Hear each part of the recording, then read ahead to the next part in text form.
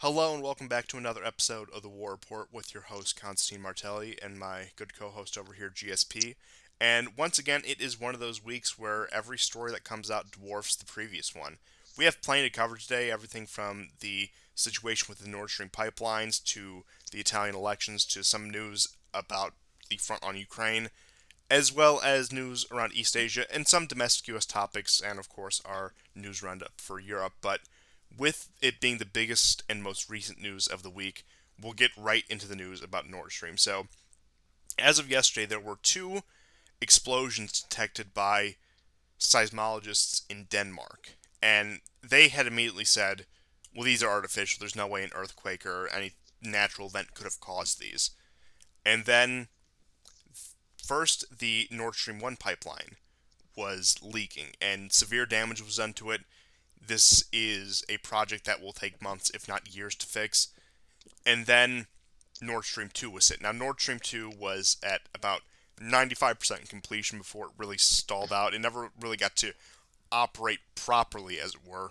So it never got to go. It never got the proper ribbon cutting ceremony.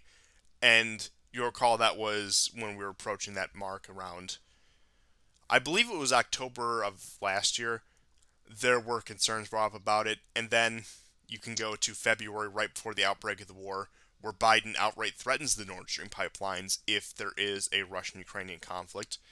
And then after about, let's see, we're about 7 months into the conflict, the pipeline has burst.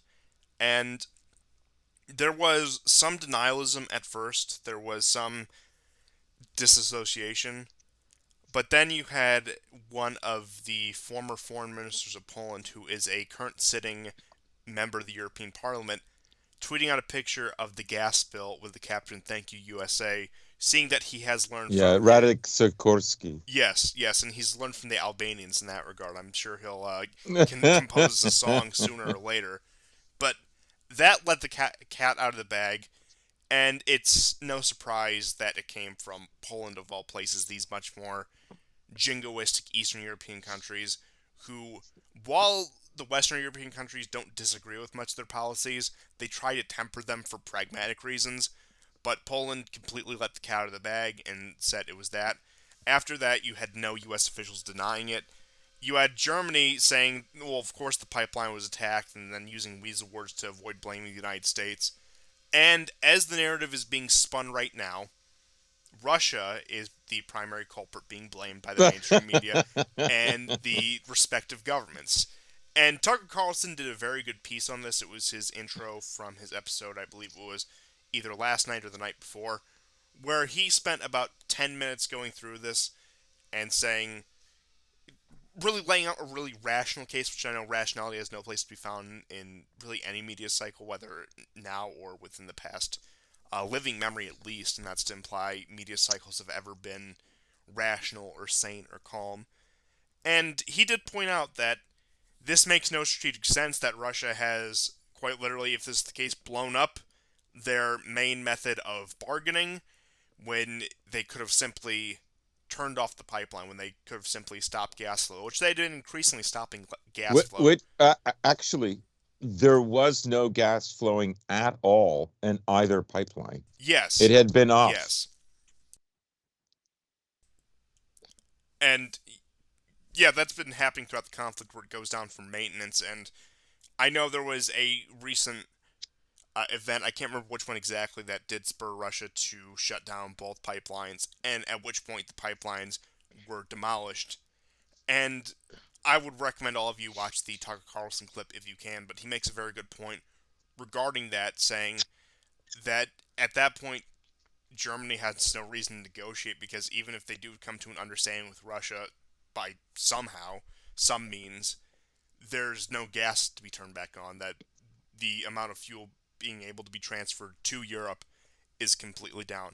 And that's on top of the creation of another pipeline in Northern Europe that originated in Norway. It was a Norwegian, Swedish, Danish project that was building a pipeline to Germany from Norway. So the explosions happened when that opened. Now, they've been pursuing that project. They've been pursuing that project for a while. it's nowhere near enough to sustain the levels of energy that is needed for Germany, let alone the rest of Western Europe or the rest of Europe in Yeah, general, I should say. if you want a comparison, this pipeline will supply 10 billion cubic uh, liquid meters of gas, and Nord Stream 1, just Nord Stream 1, supplied 58 compared to 10. Yeah, so that So is it's a yeah, fraction. it's a fifth of what they what they were able to produce. So, while it may alleviate some of the burden, well, especially now that the pipeline is completely demolished, they're going to get absolutely nothing even if they wanted something. So that further drives Germany into yet another crisis because people were thinking for a while that Germany had built up proper reserves for themselves and for the economies that are dependent on them with the way the European economies are structured in order to stave off something of winter. And it looks like European winter is about to get much, much darker given this, and it can only be put that this was a declaration of war indeed, but not on Russia by Europe, not on Europe by Russia, not on Russia by the United States or the United States on Russia. On the United States was issued a declaration of war with Europe with the destruction of that pipeline, and nothing else can be said. And this does have precedent. This isn't the first time something like this has happened. There was a case in the 1980s when the UK, with other Western European nations, were trying to build a pipeline with the Soviet Union to alleviate European energy needs. Now, keep in mind, this was in the 1980s. This was right after the debacle in the 70s with the multiple oil crises coming out of the 1970s. And the Iron Lady herself, Thatcher, who was this staunch anti Soviet, anti communist titan who is held up to this day, actually supported the construction of this pipeline. And the U.S., under Reagan at the time, wanted nothing to do with it. They did not want this pipeline to be built. And what they had did was they agreed to be in on the project, but gave the. And this was like really early computer technology. They gave their Soviet counterparts bugged technology that caused the demolition of the pipeline, and I believe that was in '83, but it was in the 1980s, early 1980s, like first term Reagan, I believe. Interesting. So this actually isn't unprecedented. I would say the scale of this event dwarfs that one, considering the fact that we had a pipeline that was online and a pipeline that has been a multi-billion-dollar multinational project for several years now, just gone completely down the drain. And it is, I know hypocrisy counts for nothing, but it's an ecological disaster that is in no small part thanks to the green parties of Europe and thanks to the quote unquote environmentalist policy of the Brandon administration. Yeah, and I think next time we have Geo on, we'll talk about I think many of the very interesting things that academic agent has triggered in the American right. But one tweet that struck me today was by Scott Greer, who was lambasting and calling the Germans cocks and uh, just nothing but scorn for them. And one of the things that AA has always said that deep down the Americans have nothing but scorn for the Europeans, and it is from the top to the bottom. And we all know there are exceptions, but Scott Greer is not an exception. And uh, I would say that uh, it's amazing to me how he can fault the Germans when he knows it's his own country that's doing this, that the elite class from the East Coast of the US, okay, that is who interfaces with Europe. And the Europeans who are aspirational and want to climb to the top, that to them is America. One of the stereotypes that America even sells in its movies is the hick, right? It's meant to be laughed at, right? So you can't play the hick here, right? Like if you want, you know,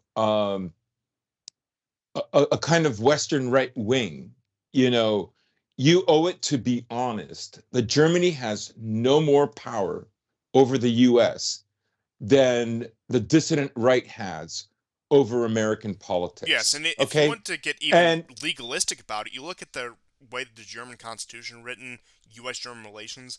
Germany, although they don't never use this term, but the legal agreements between the United States and Germany, and the way the United States influenced Germany, Germany is an American colony.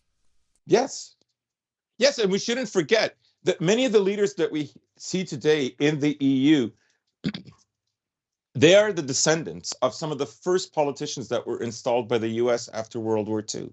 Oh no, for years I've called them collaborationists because that's really the Yeah, only yeah. word that can describe these people. They are collaborationists. It gets laundered through Belgium, it gets laundered through all these different organizations, but we all know where it ends up. It ends up Yeah. with I mean, yeah. the EU doesn't have any English speaking country, and they communicate with each other in English. Yeah, Like, unless you want to count the there's a Irish, lot but of dishonesty here. how could we forget the vast oversized influence of the Irish in the European Union? Exactly. Ah! Oh, yeah, you got me there. Yeah, they're up Thank there you. with France, Germany, and yeah, it's a real titan Yeah, of the European huge Union. economy. Oh, yes. Uh, Yeah, it's ridiculous, frankly, right? Um, so there's been a lot of that, and I think one of the best takedowns was academic agent's takedown of Paul Fahrenheit. He literally said, China's collapsing in real time. Russia will lose in Ukraine.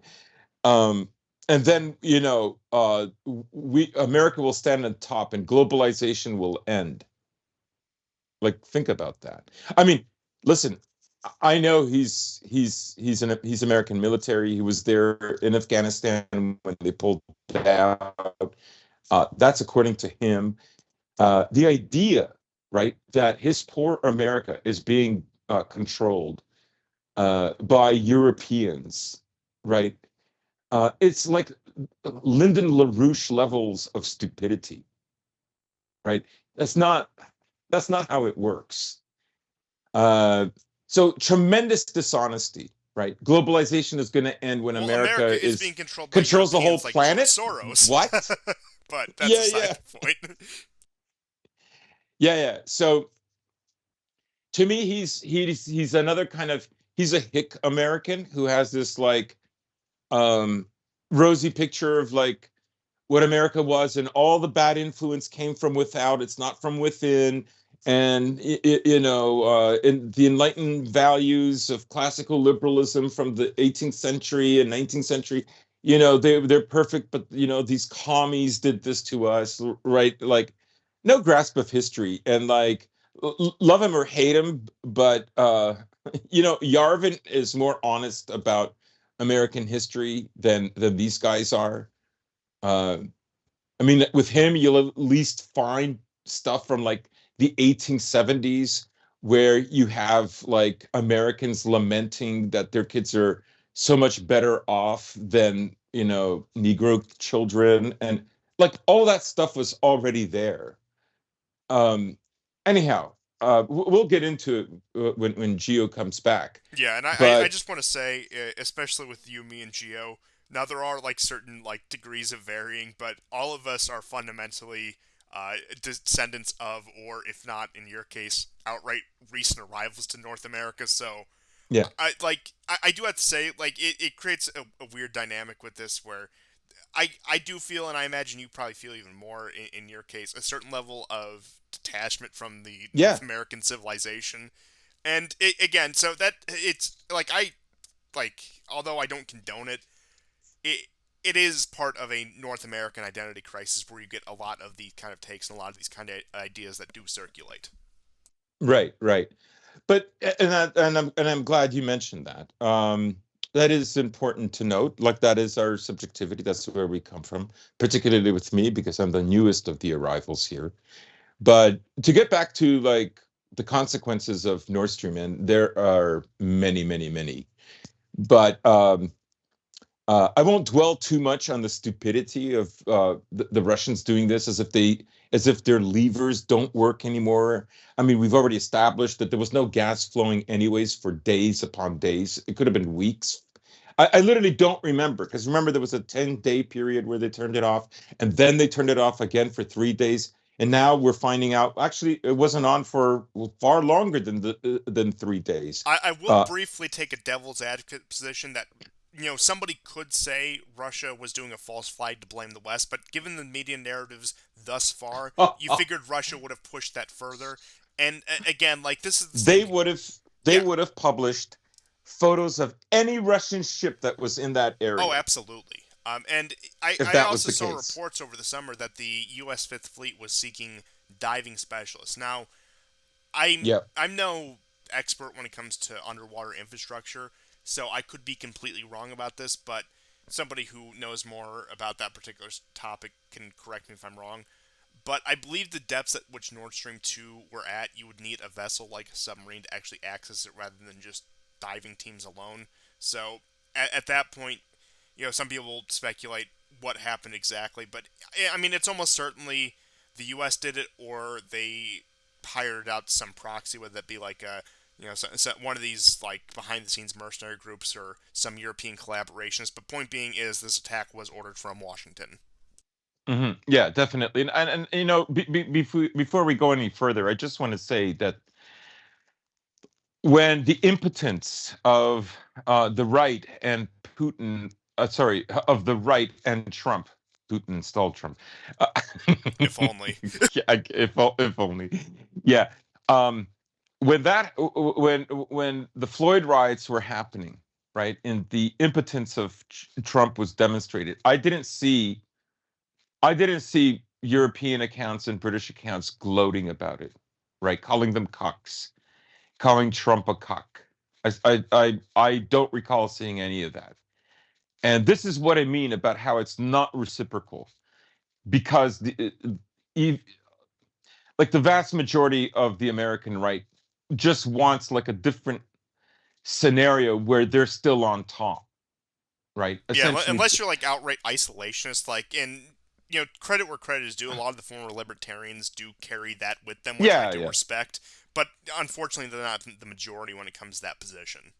Right. And I'm talking about a certain niche here. Yeah, So, I know, I'm I not know. talking about Yeah, like I know exactly the libertarian boomers and yeah, I know isolationists, exactly the obviously. kind of people you're talking about, and it is this once again It's this a small group. yeah, it's this wedding of this idea to a good American empire, as if there were ever any good roots to what an American empire was, when unfortunately there was not, or the idea that there could be a good American empire at this point, when even to the earliest of days, just speaking from a perspective of an American, you should see that this project has been, although maybe not as vampiric on you, it's been pretty leeching off you as it has been other countries that you have been expected to put out life and limb, and that you've seen very little of this.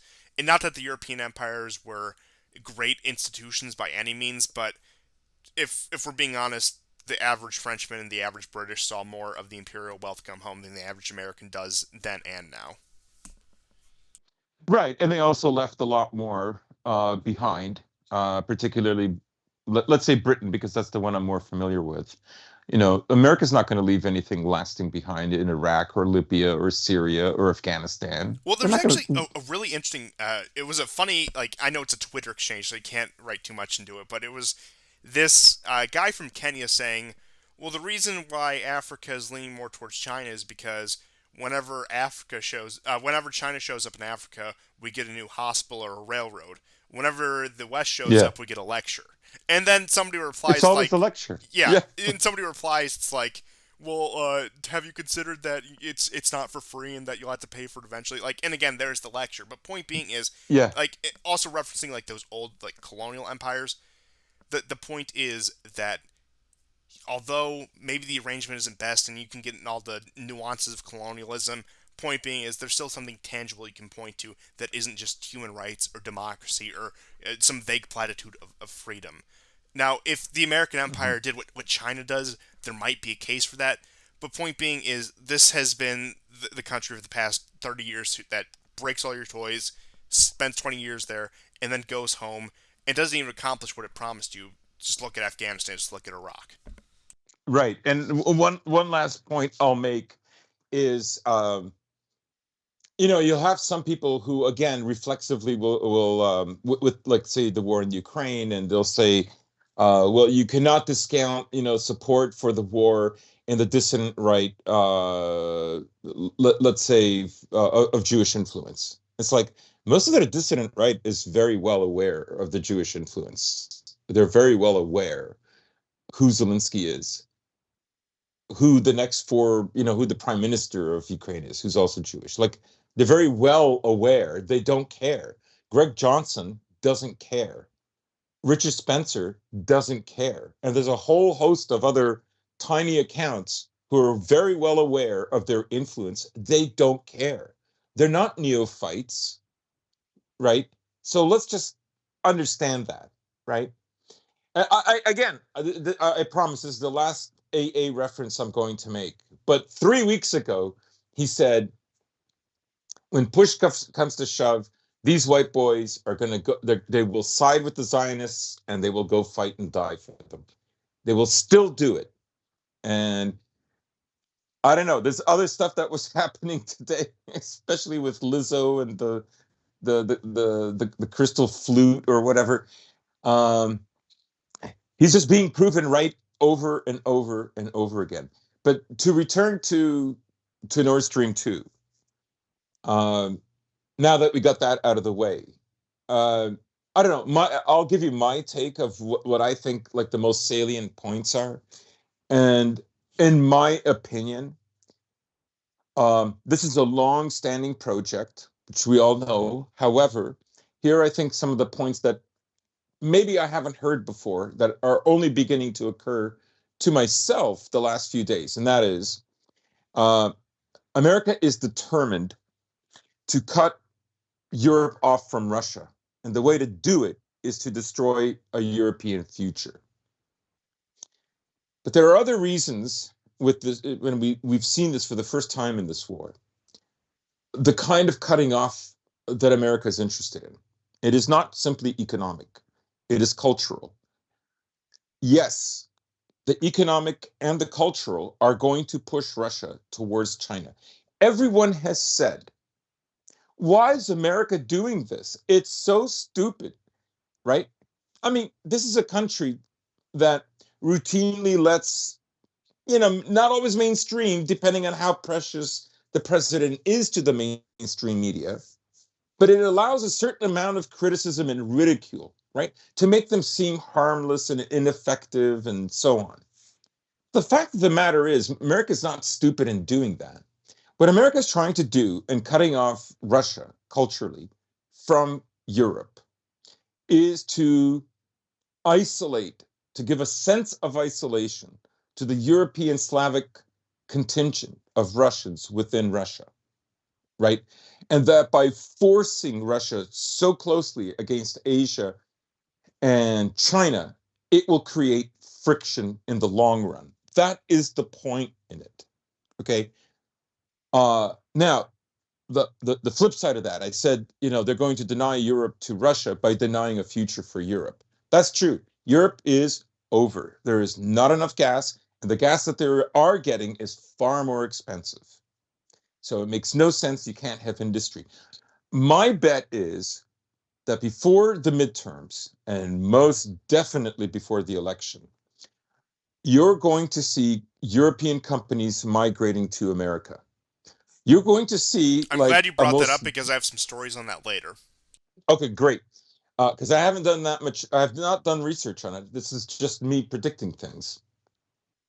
So you're going to see them come over, and the war will be profitable again, right? And it will be worth it because Americans are very isolated from this. There's nothing. I mean, yes, they're going to take an economic hit, but they're isolated. They're not going to suffer the way Europe is going to suffer, or let's say the global South will suffer, or Russia will suffer, right? So you're going to see those companies migrating, and in a weird way, it's kind of like a fulfillment of Trump trying to bring back manufacturing to America, right? Now, America stopped printing dollars this February because they printed too many. And a lot of them are not coming back. That's a dire situation for the world reserve currency because, of course, America literally prints more money to pay countries that trade their commodities in American dollars, right? But we all know with the start of this war, that's not happening as much. And many of the big players, they're making all, like particularly Russia, whether it's 25% of all oil and gas to Turkey will now only be sold in rubles, or 50-50 with India, and all kinds of deals where the American dollar never makes an appearance, right? All of that is a threat. And you can tell that America is going to sacrifice Europe in order to stay above, right? Britain will come next. But the whole point will be to drag these companies over, and so long Europe, I guess. This is their great ally, their heritage, that they have nothing but scorn for, because they're anti-history. They're anti-history. So that's why a phrase like "the end of history" could only have come up in America. Yes, I know Fukuyama is Japanese, but he's an American Japanese, Oh, I mean, and he's a neoliberal shill, anyways. I think somebody had said upon a review of Fukuyama that beyond his name and appearance, there's nothing Japanese about him. Right, right. And So that's my take on it. What's yours? I agree with generally everything you said. I do believe that a lot of the gutting of Europe is not only to deny Russia a partner to the West, but also to shore up whatever wealth we can. And I'll say, just going back through the entire Nord Stream project when Trump initially brought up concerns about it, it always reeked of desperation, that the idea of just energy cooperation, put aside everything else, that Hmm. just energy cooperation between Europe and Russia would be a massive blow to the American empire, was a narrative, while it may be true, that always reeked of desperation. And taking actual action against that in the form of demolition, I think just shows it to be the case. And everything you laid out, I mean, the strategy, just from an objective analytical standpoint, does make sense. It does once again seem like an empire that is in retreat, trying to shore up whatever they can, trying to bring everything they can to the homeland in order to sustain itself, even if that means stripping everything, stripping it down to even just the copper wire of everything in Europe or everything anywhere else, or when we move massive pallets of gold out of Syria, or any of these kind of things. Hmm. It seems like an empire that knows the tides are slowly but surely turning against it, and trying to get every advantage it can while it can in this narrow window. Yes, and I think really this is like 50% of the point of this war, even more than Ukraine. And I think the desperation of blowing up these pipelines, which were not even supplying gas, and of course, I mean, it's so that Europe knows it can never retreat. It can never go find any kind of cooperation with Russia, which will be handy because when there's more protests now, particularly in Czech Republic. This is on a weekday. This is not on the weekend, right? They're preparing for far bigger protests, and when they know that when those protesters know that uh, there isn't going to be a Nord Stream 1 or 2. And ironically, the day before yesterday, when the pipelines were sabotaged, there was a Cessna plane in Germany that flew a banner that said "Open up Nord Stream 2." So you can tell how desperate they are, right? And now there's no way they can use that as a talking point, as an argument, that it's there, just do it, open it up. And even the day before, Putin had said, all of this can be alleviated if you just open up Nord Stream 2. So, um, yes, it does look like it's in retreat because it shouldn't have to sacrifice uh, Europe in order to do this. And yet here we are. That is what's And happening. I will say just a couple things, and I know this will touch on some topics that we're going to get into. With the Italian elections, I'll give my more fleshed out thoughts than what I put out in the video on Monday and what I'm about to say right here. Look, I'll get into my full opinions on Meloni and the new impending government later. But point Hmm. being is, it served as a referendum on the legitimacy of the empire, that people were Yes. dissatisfied, so they went that way. Now, will it answer their questions? Will it really take care of them? Will it be the solution? Probably not. I'll get more into that. But point being is, much like a Donald Trump, much like a Glenn Youngkin in Virginia, much like what is probably going to be a red wave in the U.S. midterms, well, what we have there is a vote of no confidence, more or less. Not that you really expect these people to do anything, but to borrow the phrase, it's once again a protest vote. And you see more and more of Yeah. those with the popularity of Le Pen, with the Swedish Democrats, with the UK trending conservative time after time, Brexit itself. While none of these events have really been effective and probably won't be effective, they show a lack of confidence. They show a loss of faith in the system. Yes, they do, and I think the Americans are aware of that, right? And now they're going to have to be heavy-handed. And there's nothing like, let's say, making people poorer as a way to demoralize them. That can go the other way if the poverty is too fast and too extreme, of course, right? Which will probably mean more printing, definitely in Europe. And you see things like the pound now is at the lowest it's ever been, the pound sterling, in its entire history. It's now where the US dollar is. All these currencies, including the yen and, of course, the EU dollar, they're all falling. And the American dollar is staying on top. It's what America did what it had to do to stay on top, And essentially. arguably the That's worst thing about all of this, if you just want to look at the microcosm that is Ukraine, the idea that Europeans going through this pain actually has a benefit can be reflected by the recent Ukrainian successes, at least from a narrative perspective, where they can say, well, look, Ukraine did X, Y, and Z because you stood strong and you stood for democracy by paying high gas prices, by not having right. heat this winter. So that's part two. So I mean, if the situation in Ukraine does turn around, if Russia does get its shit together, which we'll get more into, that could deflate a lot of that narrative. But for the time being, that narrative works because Ukraine is doing unexpectedly well. Right, right. Yeah, and one last thing is why would Putin want to, like, the whole point of having the gas pipeline is the ability to turn it off and on, right? That's what's been taken away, is the ability to do that. So the flip side of containing the protests by telling them, yeah, it's hopeless, you're not going to get it, you're never going to have enough gas, is Russia will never be able to to to play the game. Personally, I think Russia has moved on. What they wanted is certainly not what Putin wanted, but it is what it is, and economically they're fine. Um, so I mean, there's other crazy, crazy, crazy things about this story. For instance, let me just get this. On September the 2nd, there was an American helicopter, serial number FFAB 123, with the USS Kearsarge Air Wing.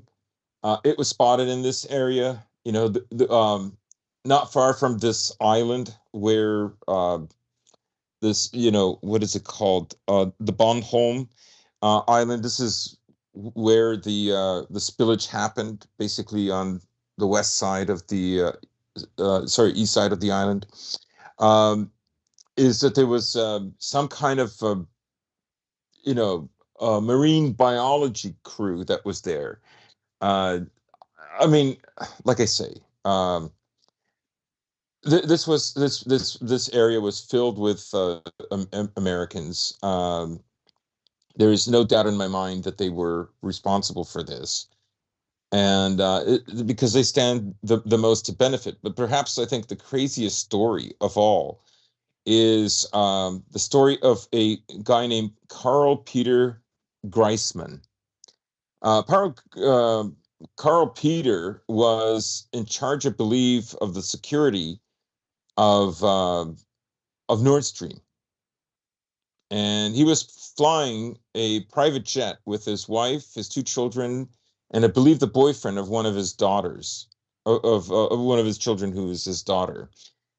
And they crashed just off the coast of Latvia. It's very bizarre. All of them are dead. It was a Cessna 551, and it left from Jerez, Spain, on Sunday afternoon. So, very strange story. I don't know what to make of that. Um, it got completely missed. So, um, there you go. Speaking of things that are completely missed and angles that are overlooked, I think it cannot be understated how important it is that there is a rift between the U.S. and the U.K., even insofar as now, whereas the U.K. is usually very pro-American intervention on the continent, really fulfilling the role that they formerly had, and even taking up some of the burden themselves. For example, we talked about their contingency plans if there is another war in the Balkans regarding Serbia. And with this economic manipulation, with the plummeting of the pound, and with the energy crisis the UK is faced with, there's the real possibility of a lasting Anglo-American rift, which, although there have been minor ones before that have been patched up, like we talked about with the initial demolition of that pipeline back in the 80s, really, once you, I mean, I know Germany is the center of occupation, but if we're being honest in terms of actual support and quote unquote common interest, the forward operating base of the U.S. in Europe is the U.K., the other Anglophone country on the in the continent. I should say it's a bit separated, being an island and all. But point being is, if these recent crises and whatever is down the road for the next year continue to more tension between the U.S. and the U.K., I don't think that can be understated how just how much of a blow that will be for the American empire, especially regarding its position in Europe. Hmm. Hmm. Yeah, and I mean, insult to injury. Der Spiegel had an article where they said that the CIA warned the German government of a possible terror attack on the pipelines. Wow, weird. Well, much Who would have like thunk Israeli it? intelligence warned of a terrorist attack in New York City in 2001. Phew. Yeah, Yeah. yeah, that one's a doozy there. And yeah, it's really the most like sadistic way of bragging about these sort of things, like, oh, Yes. oh, Yes. we warned you, and then it happens where it I don't think it can be understated that although Europe is, I doubt they're going to break free, and a lot of that does have to do with the depth of the occupation, but a lot of that also has to do with how many people are complacent about it. Look, I'm not going to sit here and say, like, oh, the Germans are all pushovers, ha ha ha. But point being is, after 80 years, a lot of these people have just been completely beaten to complacency after 3, 4 generations. And again, I don't expect them to do anything about this, but I mean, I know they're trying to create a generational blood feud between most of Europe and Russia, but we'll be lucky. Okay, actually, they'll be lucky if they don't create a generational blood feud between Americans and Europeans, given this, if things keep going in this direction. Hmm. Hmm. Yes. I mean, it's just going to be a very, very interesting year. I don't know literally what comes next. Um, you did predict that they would blow up one of these pipelines, Yeah, and the only, I said last year around this time. I don't remember the exact yeah, episode, but you can go back around I think it whatever. was like October you made this Yeah, it, it, prediction. it was around October that I said if things really come down to the wire, don't put it past the Americans to do strategic Yeah. demolitions. The only other person I heard make that prediction was Joaquin Flores back in February or maybe the first week of March, but I think it was February. Not 100%, but I mean, once about, again, ahead of the seven, eight curve, but months ago. yeah, it's. I mean, I'm not gonna say anyone was dumb for missing it, but if you pay attention to these things, it was kind of easy to see that this would happen eventually. Now it took me by surprise because I figured they either would have done it at this point or done it at a much later point. I wasn't really expecting it at this point in the conflict, but uh, Hmm. I suppose in retrospect it does make sense that they did that. And that's all I had for the Nord Stream story. If you have some on the ground coverage in Ukraine, I know you were telling me you got some recent setbacks for Russia. If you want to get into your minutia minute. Sure. So there is basically only one area of setback, and the situation is critical. Interestingly, there was uh, an article in the New York Times. It's called "A Tale of Two Cities," a very imaginative title, and it's basically outlining the difference between Bakhmut, or Artemovsk, as the Russians call it, and Liman, or Krasny Liman, as the Russians call it. So one is sort of central north Donbass, the other one is in northern Donbass, and the Russians control Krasny Liman, and the Ukrainians control Bakhmut. Now, Bakhmut is now, according to this article, they're losing a lot of machinery and a lot of, they said, a constant stream of wounded that are being evacuated out of the city. And they are being attacked from the east and from the south. Russia has gained more territory on the highway that runs north south, linking Bakhmut with the rest of Donbass after they took over Komeda last week. So the losses are heavy, but it's still very slow going because this area is so well mined. Um, whether it's pedal mines or those big mines that are buried underneath. But this is delayed the Russians quite a bit. Now, I should say that there's not much going on in Soledar, which is just north of Bakhmut. You can look at it as a kind of a big crescent shape, and Soledar is just slightly outside the outskirts of Bakhmut. Um, but the eastern front of Bakhmut has collapsed, and the Ukrainians have now gone over to the west side because there's a river separating Bakhmut into east and west. Um, so there's not much happening in the south. All the attempts in the Krivoy Rog area are failing. Ugledar is kind of a no-show. Um, some of that area north of Melitopol, again, the front lines are steady there. Um, the area where the first counteroffensive took place in Kherson, what the Russians are calling now the Andreevka front. Uh, this week, the Ukrainians lost 3 villages in that area, and that deep gash that went into the territory. I mentioned last week when Gio was on the show that has been patched up, and now it's like a delta, and the delta is getting smaller. Now the Ukrainians are technically still not in a strategic encirclement. They still have pontoon bridges to get across. The flooding of the Uglitz River, of course, because the Russians knocked out 2 different dams, that was a problem. But as far as I know, there's some pontoon bridges still available. Um, and probably another note is, a lot of people talk about autumn. Autumn is coming. The rains are coming. Oh, the mud. I don't know. You know what? I didn't say anything when people were saying that during the spring because the war still went on and a lot of gains happened at that time, anyways. And as far as I understand, the rains in the autumn are not as severe as those in the spring. So, you know, something to keep in mind. Um, but returning to the New York Times article, Krasny Liman is a small town. It's not like Bakhmut, which is like, I think, over 50, 60,000. I think it's like 90 if you include Soledar with it. 90 or 100,000. It's about that. Now, Krasny Liman, I think, is like maybe 5 or 6,000. Nobody knows for sure how many forces are there. Those forces are all made up of DNR, LNR, um, maybe some Cossacks. I don't know if there's Chechens there.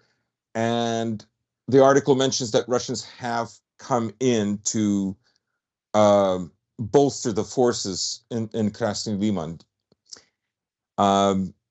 The article mentions that it's been very hard for the Ukrainians to take it. Indeed, they haven't. But what has happened is now there is a huge gap. The Ukrainians have moved in north of Krasny Liman, and the Russians have abandoned Kupiansk on the Oskol River. This is a very serious development. And then from the south, well, let's say from the eastern direction of Liman, there is another gap being formed. And a slow encirclement is developing in Liman right now. Dima, from the military analysis channel, Military summary. military summary channel, thank you. He is saying that these guys in Liman don't really want to be there and die, but they are staying there. And because of this, I think that you're going to see a push coming from the Lysychansk area going towards Seversk, which would trap the Ukrainians that have opened up this pocket. I mean, we'll wait and see. I don't know. And a lot of people are very frustrated because they don't want to see a repeat of what happened in Balakleya and Izium happen in Krasny Liman, even though it's a town that's smaller than those towns. It would represent, again, it will encourage Ukrainians to fight harder. And it's ironic that all the Western dissident right guys that, as I mentioned earlier, they know who the players are, but they're still, they're definitely on Ukraine's side. The old, the argument was, yeah, okay, if Russia wins, great. But if they win with like a lot of losses, it's not really a victory. Remember Finland, the Winter War? It's always that kind of thing. However, it's ironic, right, that Ukraine successfully took this area in the north, in Kharkov, at tremendous cost, bigger cost in Kherson, without taking new territory, and suddenly the numbers don't matter anymore, right? Which is what I was saying even before this war started, that it's about the goals. The people who argue the opposite, there's a grudge there, right? The rationale, the reasoning is an ad hoc argument because it can't reverse fate, right? So Yeah, it is a strange, and I know it's entirely narrative driven, but it is a strange dichotomy that the country with magnitudes more potential manpower, even though they haven't put nearly a fraction of it to use, even in cases where they should have, somehow losses are more significant for them than the smaller country that has significantly less manpower to draw from, that can do 8 mobilizations over the course of 1 year. I mean, once again, they seem to be working, so you can't really argue with the results, but if you just want to compare raw numbers when it comes to the pool of yeah, manpower, one's going to run out before the other, and we both know which one that is. right. And Russia has lost manpower, and I think the speculation about how many men have been lost have been raised now because of, like, I mean, you'll have even Ukrainian sources or Western sources who'll say there's not enough. In fact, returning back to this New York Times article, one of the guys who's in the besieged city of Bakhmut said, you know, before this war, before the Russians lost the Northern Front, the Russians had like one man per, like, I don't know, he used a kilometer or something. He goes, now they have 10. So their front line now is more dense. And this has been the reason why they've lost half of Bakhmut. Um, I mean, I understand the rationale why the Russians did what they did, but I think people are becoming impatient, uh, particularly the Russians. I think probably Russian command, as well as Russia's central bank economists, are going, we are now on a mobilization economy. Um, this is going to be a gray area for us. We're going to, do something. And so 300,000 is the number. Now, what I've been told is about 70% of them are never even going to see the front lines. They are there to do the roles that are reservist roles. Okay, they're there to watch out for terrorists. They're there to secure certain areas. If there's a sudden break in the front line, they're there to patch up the holes. That's their job.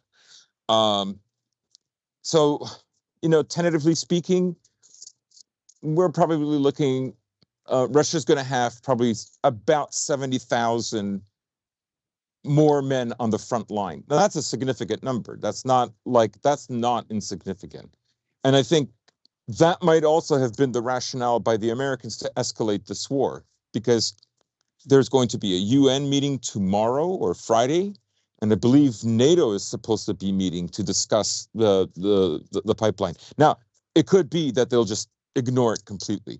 They'll talk about it for a few more days, and then it'll be out of the news cycle. It depends, right?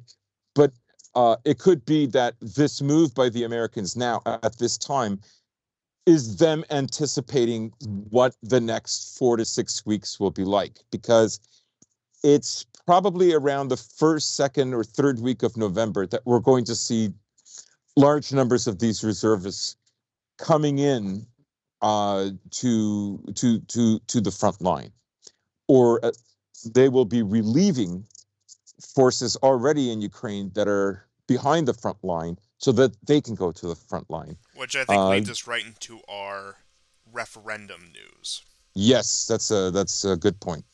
So the three referendums, actually four referendums in the Donetsk People's Republic, Luhansk People's Republics, Zaporozhye, and Kherson were all overwhelming. Now, I can already hear the cries from certain people of, there was some shenanigans there, and I'll have you know, like I said last week, I have assurances from very trusted sources that these are the most secure elections in Russian history, and I will Oh, not they're just tolerate. as fortified as American Oh yeah, elections. I will not tolerate this sort of conspiracism. But on a serious note, although the numbers are pretty high, it's not a stretch to believe that the overwhelming majority of people who are still in these areas would want to be united to the Russian Federation for economic, cultural, and security reasons. Even though that last one is a bit dubious given the some of the track records of the past month or so during the war, but nonetheless, I feel like a lot of these people, and I can't speak for them directly, would rather take their chance with the Russians than the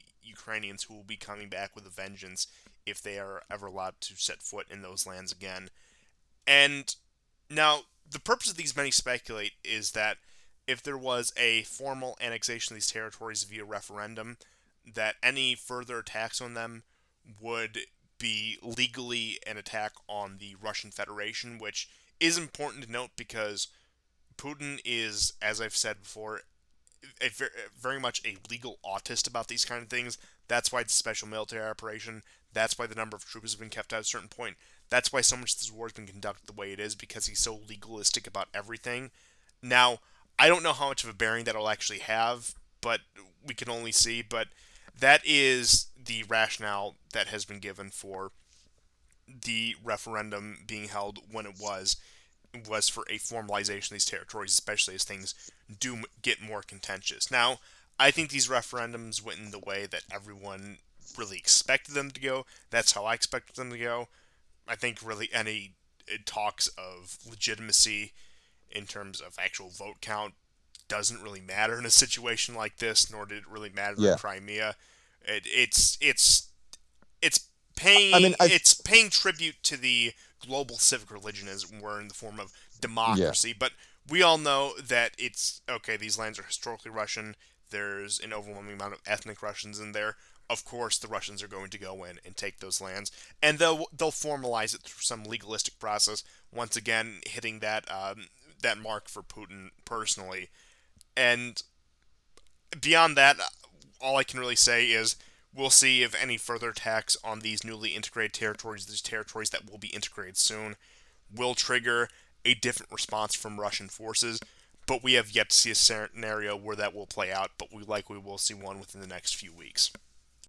Well, I mean, my contention has always been, and I said it when Gio was on the show, that I'll believe it when I see it, and because essentially Crimea Maybe on some deeper level, it's still very fresh and new, but that is now back in Russia, and it has been attacked.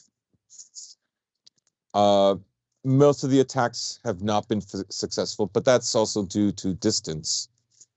Um, so I remain to be persuaded that they are going to counter the Ukrainians more ferociously than they have. Um, there is some good news, of course, from the Russian perspective. Uh, the use of the Iranian drones has been actually quite spectacular. The first command center has now been destroyed in the Odessa region, in the Odessa Oblast.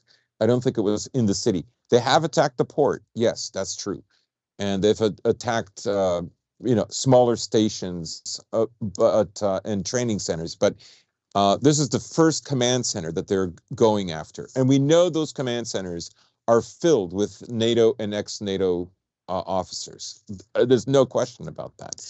Even the Ukrainian generals, at least two, came out and said every HIMARS attack that we do has to be approved by the Americans first. So when they're using HIMARS to kill civilians, that's the Americans saying, "Yeah, go ahead." So never trust what the what the Americans say that they're going to do or not do. Um, I would say that well, some of these republics or regions, depending on which one you're talking about, they will probably be officially Russian clay as of October the 4th. That is when it's expected to happen. So, so I guess Monday or Tuesday of next week is when they're officially, and we will see. We will see. Now, as I said earlier, November is probably going to be the month we're going to see the reservists show up. What happens in the interim, honestly, is anybody's bet. Um, the attacks are not going to stop. The Ukrainians are going to continue to attack Donetsk City. Donetsk City is attacked every day. There are casualties every day of civilians. Sometimes it's just wounded. Sometimes it's 5 or 6 that are killed. That goes on and on. Let's see what they do. And Kherson, there have been 2 attacks since the last show. One of them killed a reporter. You know, I will say, insofar as this is concerned, I'm glad you brought this up. And I do agree with you. I'll believe it when I see it. But Russia has put itself in a crucial situation where, in order to defend its entire legitimacy as a nation state, if it's integrating these new territories, saying you are now citizens of this nation, and then continuing letting a foreign army shell them to the degree that they've been shelling them for the last 8 years, that's a recipe for disaster. They do not solve that situation quickly. Right, because I can understand after 8 years, people voting in Lugansk and Donetsk for joining Russia is entirely predictable. Who else is left there, right?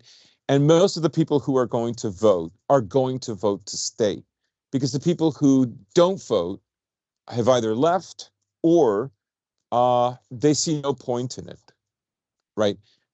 Better to have a vote of no confidence by not voting than voting. And so I can see the rationale. I can see why the numbers would be that way, but particularly in Lugansk and Donetsk, those people have waited a very long time. I mean, I'm amazed that they're still uh, trudging through all of this. And it's interesting, because Dugin said that is where the new spirit of Russia is. It's not anywhere else. It's there. That's where it is. And actually, that is what drew me to this conflict, even before I found out who Dugin was. The level of resistance for me was so out of the ordinary of virtually every single other Eastern European nation post-Soviet Union that it demanded attention, right? Why is that? I think the And only thing comparable in recent history is the Serbs, and even then, I would say that's who I was going to yeah, mention. at this point, especially 8 years on, I would say that it has surpassed them. Yeah, I mean, they're they're also lucky because Russia is right next door. So Serbia doesn't have that comfort and that Yeah, security. and they were left out to dry in the '90s. We all know the story Yeah, of I how mean, Russia Russia was just in Chechen wars while the Yugoslav wars were going on, and economically it was limited to what it could do. It still sent forces, nonetheless, to Kosovo. But um, so yes, I agree with you. Now there were attempts to sabotage some of the elections. There was a young girl that was caught, I believe, in the on the last day, who wanted to. Now there were some people stuffing ballots and stuff. That's to be expected, but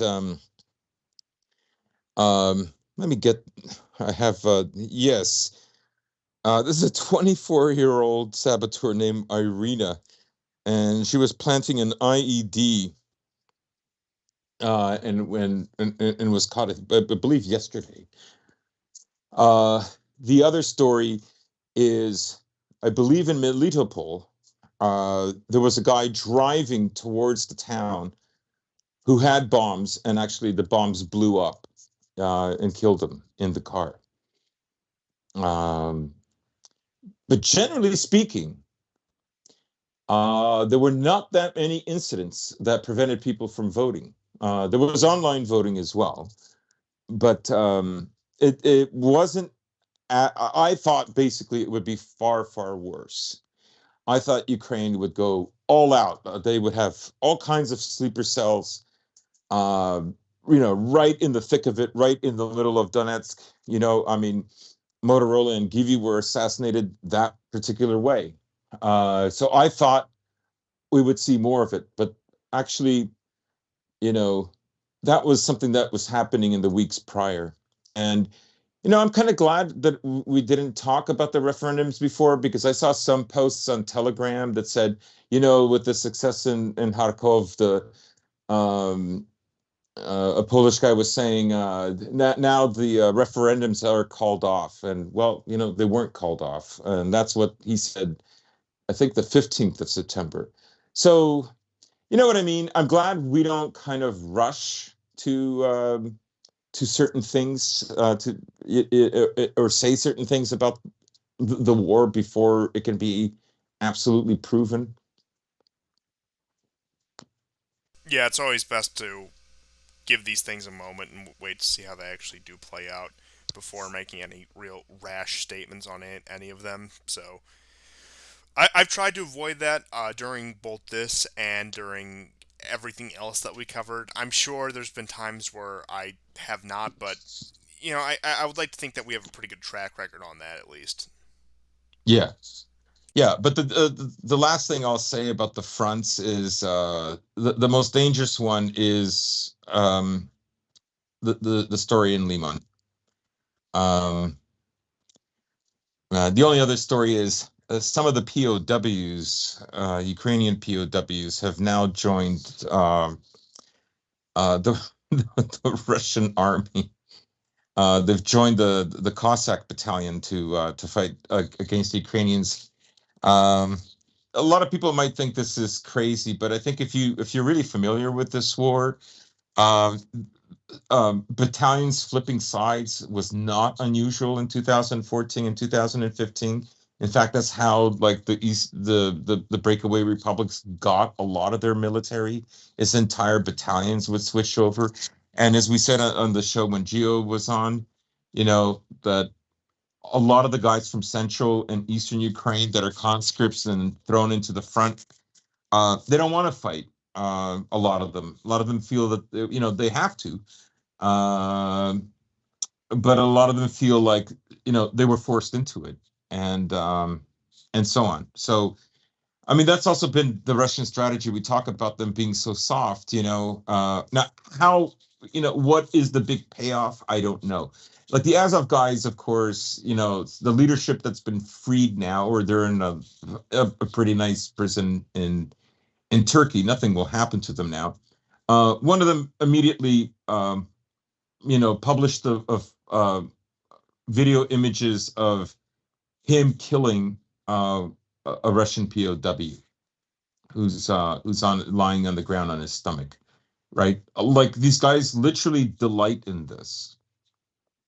Um, they are extremely psychotic. For them, their country is a kind of religion. Um, but that's not everybody. And these guys who are the meat shields, if they survive, they will remember right sector guys, Azov guys, Tornado guys, Kraken guys, IDAR guys who are threatening them if they don't go to the front or if they complain. Yeah, and a lot of people That's what I talk. think is happening here. A lot of people do talk about, and certainly not without reason, of Ukrainians who have been emboldened in Ukrainian identity and turned against Russia as a result of this war. But I think on the other side, what a lot of people have overlooked is that these Ukrainians, whether they be from central or western Ukraine or eastern Ukraine, excuse me, that these guys who serve as the meat shields for the Azov guys, that's left a bitter taste in their mouth when it comes to Ukrainian identity and the Ukrainian nation as a whole. Whereas at the beginning of the war, they Mhm. may have thought, "This is my home, this is my land, I want to defend it." But then when they see the kind of people that are in charge of that, the kind of people who, after this war, would probably move against them next, at that point they want nothing to do with it. Right, right. And there's actually, as long as we're talking about Azov and side switching and prisoner exchange and all that, um, the ex-chief of Navalny's headquarters in St. Petersburg, he fled to Poland and he went by Bredis and he has connections with Azov Battalion. And one of his buddies, Denis Mikhailov, still tried to get elected in local elections. And this is, again, Russian nationalists have like deep ties with Ukraine, right? They're not political dissidents in the same way that Westerners picture them, right? These guys they're traitors. Um, and many of them that flip flop later are targeted by Ukrainians, right? So Russian nationalists have a huge influence of if not Ukrainians, then the kind of ideology that's in Ukraine at the moment, which is extremely hostile to Russia and the Russian government, right? Yeah, it's even a bit paradoxical to call them nationalists, considering the fact it seems like every position they hold is against the not even only the Russian nation, but the Russian like ethnos, as it were. Yeah, to some extent. Or some of them, they hate the Asiatic component of Russia, and that's their reason. Others, that's not really the big issue. The big issue is we have to integrate with Europe, right? Like when I went to the Ukrainian protest at the at the Russian consulate in Toronto, I saw that for the first time. I saw this flag, with the blue stripe in the middle, right? And remember when Daria Dugina was assassinated, the the former like Duma member, or he was some political leader of the Freedom Party. He's in Ukraine on Ukrainian TV boasting that he gave the SBU. This is like Ukraine's KGB equivalent. It hasn't changed its name since the Soviet era, and that's their intelligence, right? And so he boasted that he gave the SBU the locations and helped them assassinate Daria Drugina, but they couldn't get Dugin himself. Uh, so like that's what those nationalists mean in Russia, right? They're not like I mean, the nationalists in European countries and in America are, first of all, none of them are willing to do stuff like that. Like number one, right? Number two, they're not willing to side with a foreign power that wants to balkanize your country, right? That's the difference. But you can't drill it into stupid, like not all, but some stupid dissident right wingers who don't get it. For them, it's like this talking point. Um, Anyways, so yeah, I thought that should be something Well, that should be pointed out. And s- then this brings us. Why don't you lead with this? The school shooting. yes. So there was. It was on Wednesday.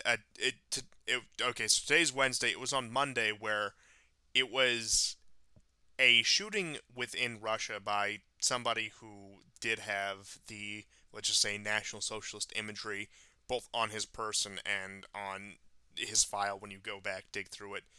And I believe between students and teachers there were about 17 casualties in total when it comes to this. Yeah, And this was again shortly after the referendums, and really even a lot of people who you wouldn't have expected to say this universally agreed that this was because of the war, that this was a reprisal attack by somebody who, if not Ukrainian, has pro-Ukrainian sympathies and really a real ethnic animus against the Russians. And like I said, between students and teachers, both of them included, there were about 17 in total. I don't know what the numbers are now. I don't know I how think they 11 students yes. were killed. I don't know if anyone who may have survived initially, what their condition may be. I haven't kept too much up with it. It disappeared as fast as it came about, but I mean, it was almost instantly we knew the guy's motivation. We had pictures Yeah, of him, which I don't want to turn this too much into a cultural comparison, but it was a much more straightforward situation than when you get in a lot of Western countries, especially the U.S. on this. It was cut and dry. Everyone knows why it happened, and Y- it went down like that. And I for saw the video of the shooting. yeah, that was unfortunately Yeah, circulating around. And to once again, I don't want to contrast too much, but uh, given the most recent case in the U.S., well, the Russian police actually got involved and went on site when there was somebody who was in the yeah. act of actually committing a shooting rather than standing around for 40 minutes or arriving half an hour late and then refusing to let people go in, as often happens in the U.S. But I mean, it was an act of terrorism. I don't think anyone can really skirt the way around it. And unfortunately, I think between that, the Dugin assassination, the attempt on Dugin's life that was involved in that, this, I only fear that this will be the beginning of these actions, whether it be like that, whether it be, if you recall, I know it was a different case entirely when ISIS tried to plant bombs on, I think it was the St. Petersburg metro, and they also hit that Russian civilian airliner. I only fear that those sort of tactics will be employed, Hmm. especially if the battlefield does start to turn more in Russia's favor, which it very well Yeah. may as these reservists do enter into the battlefield. So I'm afraid that it will turn into those sort of tactics going forward. I mean, I don't know how. I doubt this guy was SBU linked. I mean, a No, sympathizer. no. No, no. No. I've seen he didn't look like the type that even. I'm not saying they recruit the best, but I mean even still. And but I do think it opens the door to discussion the possibility that the SBU would do these kind of things, and Yeah. that uh, I mean considering the fact as we were just talking about with the 8 years of almost nonstop shelling, the side of that conflict, it isn't really beyond them to resort to these sort of tactics, especially as things on the battlefield get worse.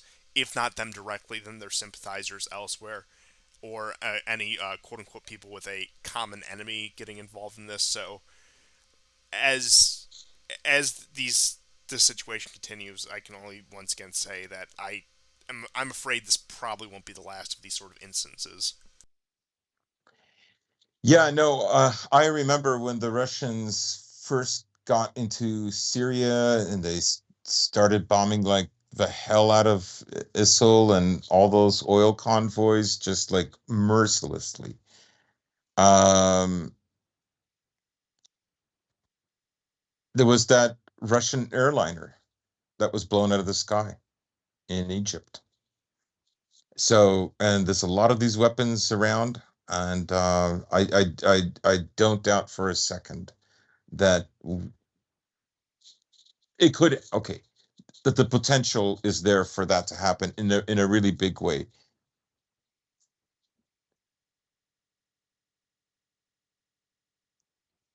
Yeah, they will start turning to these sort of tactics, as I had said, when the situation inevitably does become far worse than what it is now if things go the way that many expect them to go come winter. Yeah, I didn't know this, but I found out that Navalny has Ukrainian heritage. And how many people remember Alexander Litvinenko? The former Russian spy who started working with MI6, and there was the apparent poisoning of him, um, and so on. Again, another guy, former KGB, former FSB, Ukrainian descent.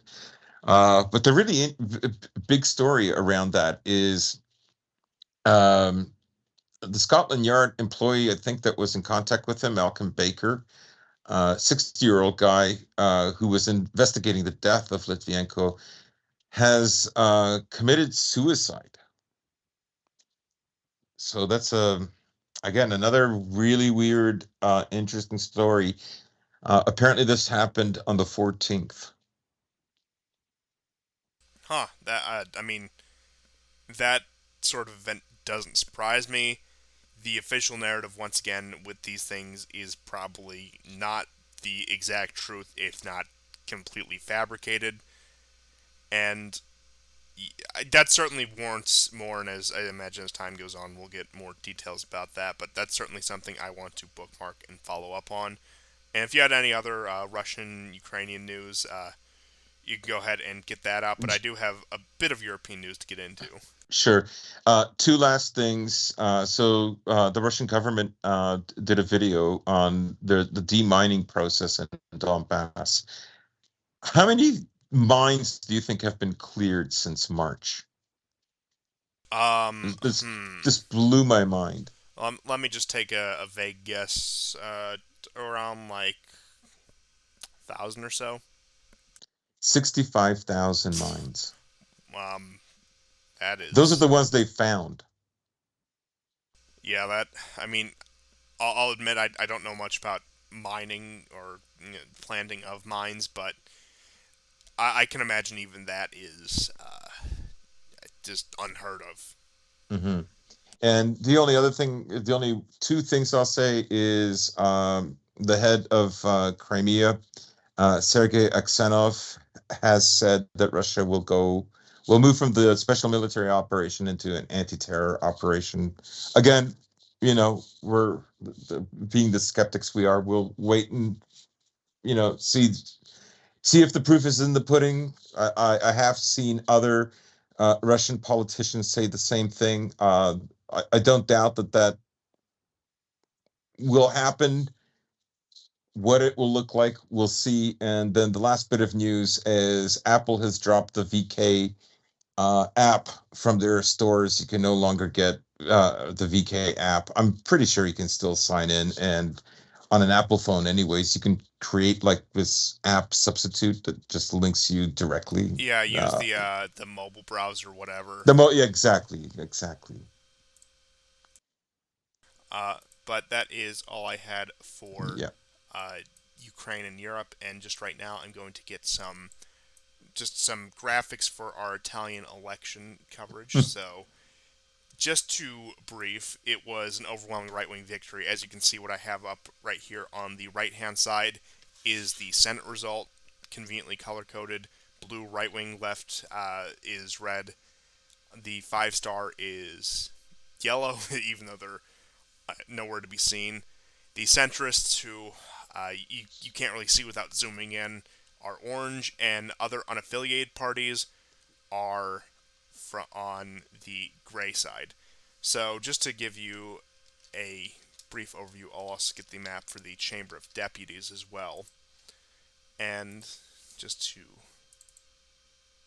size that up, so the right wing coalition, which included the parties of the Brothers of Italy, or FDI, Lega, and Forza Italia, along with Noi Moderati, which was the smallest party in the coalition, won overwhelming victories, as you can see. Now, I'll pull up another infographic here. On top of the popularly won seats, the proportional seats that they were allotted due to party affiliation were also uh, quite high, which put them well over the mark. And I'll just get that graphic up right here. And just to give you guys a brief overview. So, as you can see, right here, just a brief overview. Although they only won 43.8 and 44 respectively, the right-wing coalition still takes well over the majority in both chambers of the legislature. And this will lead to, as soon as the formal process are over with the transition between governments, Meloni, Giorgia Meloni, as the new Italian prime minister. Now, on the surface, there are a lot of things to like, but unfortunately, as we get further into this, you'll find that those are dispelled very quickly. So, it's the very traditional national conservative rhetoric of the God country family. We need to do something about immigration, yet we agree with all these points about Israel and the Atlanticist foreign policy. And even in Meloni's case, it's particularly egregious. But it does give an interesting insight into a lot of these national conservative figures, a lot of these acolytes of Hazoni. Now, I don't think Hazoni is this great puppet master. He's just an organizer to funnel a lot of these people into these organizations. And for those of you who don't know about Hazoni, let me just put it this way. He is a Jewish European man who has bandwagoned on nationalism and conservatism because he sees liberalism as impotent and no longer serving his interests. And if liberalism were just a touch more powerful, he would have nothing but contempt for the people he surrounds himself with today. That's all you need to know about Hazoni going forward. But Meloni is an interesting figure because you can go back to 2018 and prior, where there are statements saying that Assad is protecting the Christian minorities in Syria, Russia's intervention in Syria is right, and said some vaguely pro-Hezbollah intervention in Syria comments.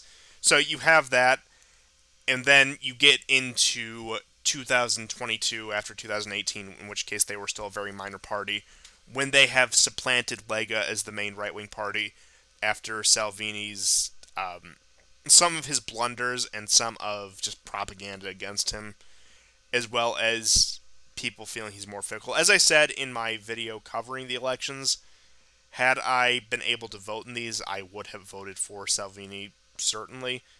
But where Meloni really shines, now people have gone back and forth, and I have seen things that do unfortunately point to this being the case. However, I do question the ability to actually implement something like this with how contentious it is. That Meloni is also pro-mandate and has recently scrubbed any mention of that on social media and party platform websites. But at this point, I will say that is one of the practical things that I don't think is more viable. But also, probably the biggest sticking point is pro-Ukraine and thinks that this is the civilizational battlefield and has this weird rationale that if the West doesn't win in Ukraine, that means China will take over the world. In which case, you would think that would be more of a case for European-Russian cooperation. At least in my opinion, that would be more of a case for that. But with what we have right here, I guess it's the opposite. And it does harken back to a class of people I like to call gladio conservatives. And I think there's a lot of these among the national conservative Yes. types where they will be great on a lot of things. They'll be great on the immigration issues, great on the demographic issues, great on the cultural and social issues. But then when it comes to how they feel about their position on the world stage and their position abroad, they think if they turn themselves into the attack dogs of particularly the American empire, but also the local management of the European Union and NATO, that their positions will either be tolerated, if not outright absolved, if they decide to put themselves on the front line like that. Probably the most egregious case of something like this is Law and Justice in Poland, although you can say a lot of that is just due to ethnic animus between Poles and Russians. But especially in the case of Western Europeans, especially in the case of Italy, which is probably the least anti-Russia country in Western Europe, it's purely gladio conservatism. And a lot of people, and with good reason, like to call Salvini a flip flopper, like to call him inconsistent. But comparing a lot of what Meloni had said from 2018 to 2022, it is something that I think warrants even more investigation than some of Salvini's position. And I still think he would have made a much better prime minister in this case. I'm glad he's going to be in the government. I'm glad Berlusconi is going to be in the government, especially considering the fact that they have both been voices against sanctions and against the convid stuff. So hopefully they can temper it. But given the track record of Italian governments, we don't really have to worry because they'll only be there about 18 months. Maybe give or take.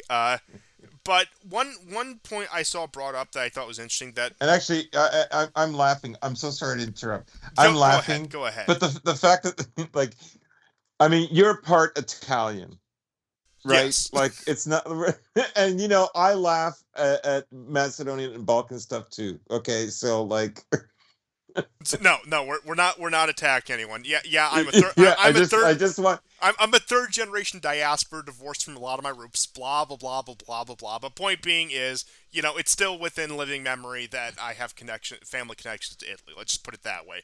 And yeah, you're fresh off the boat from Macedonia, so just yeah. to put those disclaimers out there. But we're Yeah. both willing to be critical and sometimes brutally honest. So I just want people to know. Oh yes, absolutely. I mean, don't get me wrong. That I won't hold back when it comes to other European ethnicities. You will be mercilessly treated the same way I treat my own heritage, but and yours for that matter. But point being is, yeah, with those out of the way, yeah, when it comes to Italian elections, it's sort of give and take because really the government coalitions never really have any success. The most successful government in recent Italian history has been under Berlusconi, and he's famous for serving what is ostensibly a full term. So that should tell you all you need to know. Mhm. And some people did point out what I wanted to get into is that although you can rationally say it's not their fault, that a lot of right wing parties in Europe are being primed, allowed to take power right before crisis hits because the blame will fall on their shoulders because they happen to be there when the effects actually take place. Which I think is, I think it's a combination of things. I think it's partly that. I think it's partly the gladio conservative angle where the American empire, although they are pillaging Europe right now, they'll tolerate that kind of rhetoric if it means support for whatever the latest project is. And I also think, as I had mentioned earlier in the show, on the part of the people, it is a vote of no confidence. And my general thoughts on the impending Italian government are actually very unpopular on both sides, whereas I don't really think they'll do anything at all. A lot of people think that's going to be great. A lot of people think that's going to be, they one of the things they like to cite is her pro Mussolini comments from like Hmm. 10 years ago. But Yeah, they make a big deal about that, but they don't mention that Hillary Clinton praised her. The Atlantic did a piece on that. So Hillary Clinton likes Meloni yeah, quite a that bit. was unfortunately, I did see that. Not to mention the Tony Blair connections, Aspen Institute, all that fun stuff. But Right. yeah, a lot of people think, oh, it's great. She's going to be big. She's going to fix all these problems. A lot of people are saying, and not without good reason, that complete shyster is going to be a complete turncoat. Is somebody there directly to subvert us? But I'm of the unpopular opinion that, like all Italian governments, and I say this somewhat tongue in cheek, but just given the track record of them, they're not very efficient or effective systems, so you probably honestly won't see much change from government to government. Where, yeah, there might be slightly less migration before some scandal forces the coalition to fall apart like it did in 2019. Or you might They see, have tools. yes, you might see briefly more aid sent to Ukraine before the coalition falls apart for X, Y, or Z reason.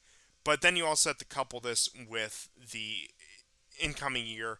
Whereas, as I said previously, this winter, although it will be painful, will only be the beginning. If you want to see the chaos and instability in Europe, you're going to want to go later into 2023, after you've had the effect of that Europe, after you've had the effect of the economic downturn, after everything has time to settle in. So on top of that, you're going to have political instability, and once again, that's also a key in the Italian system that it's almost Mhm. always very unstable. There's almost always a protest about something. So I think both best and worst case scenario is that nothing happens.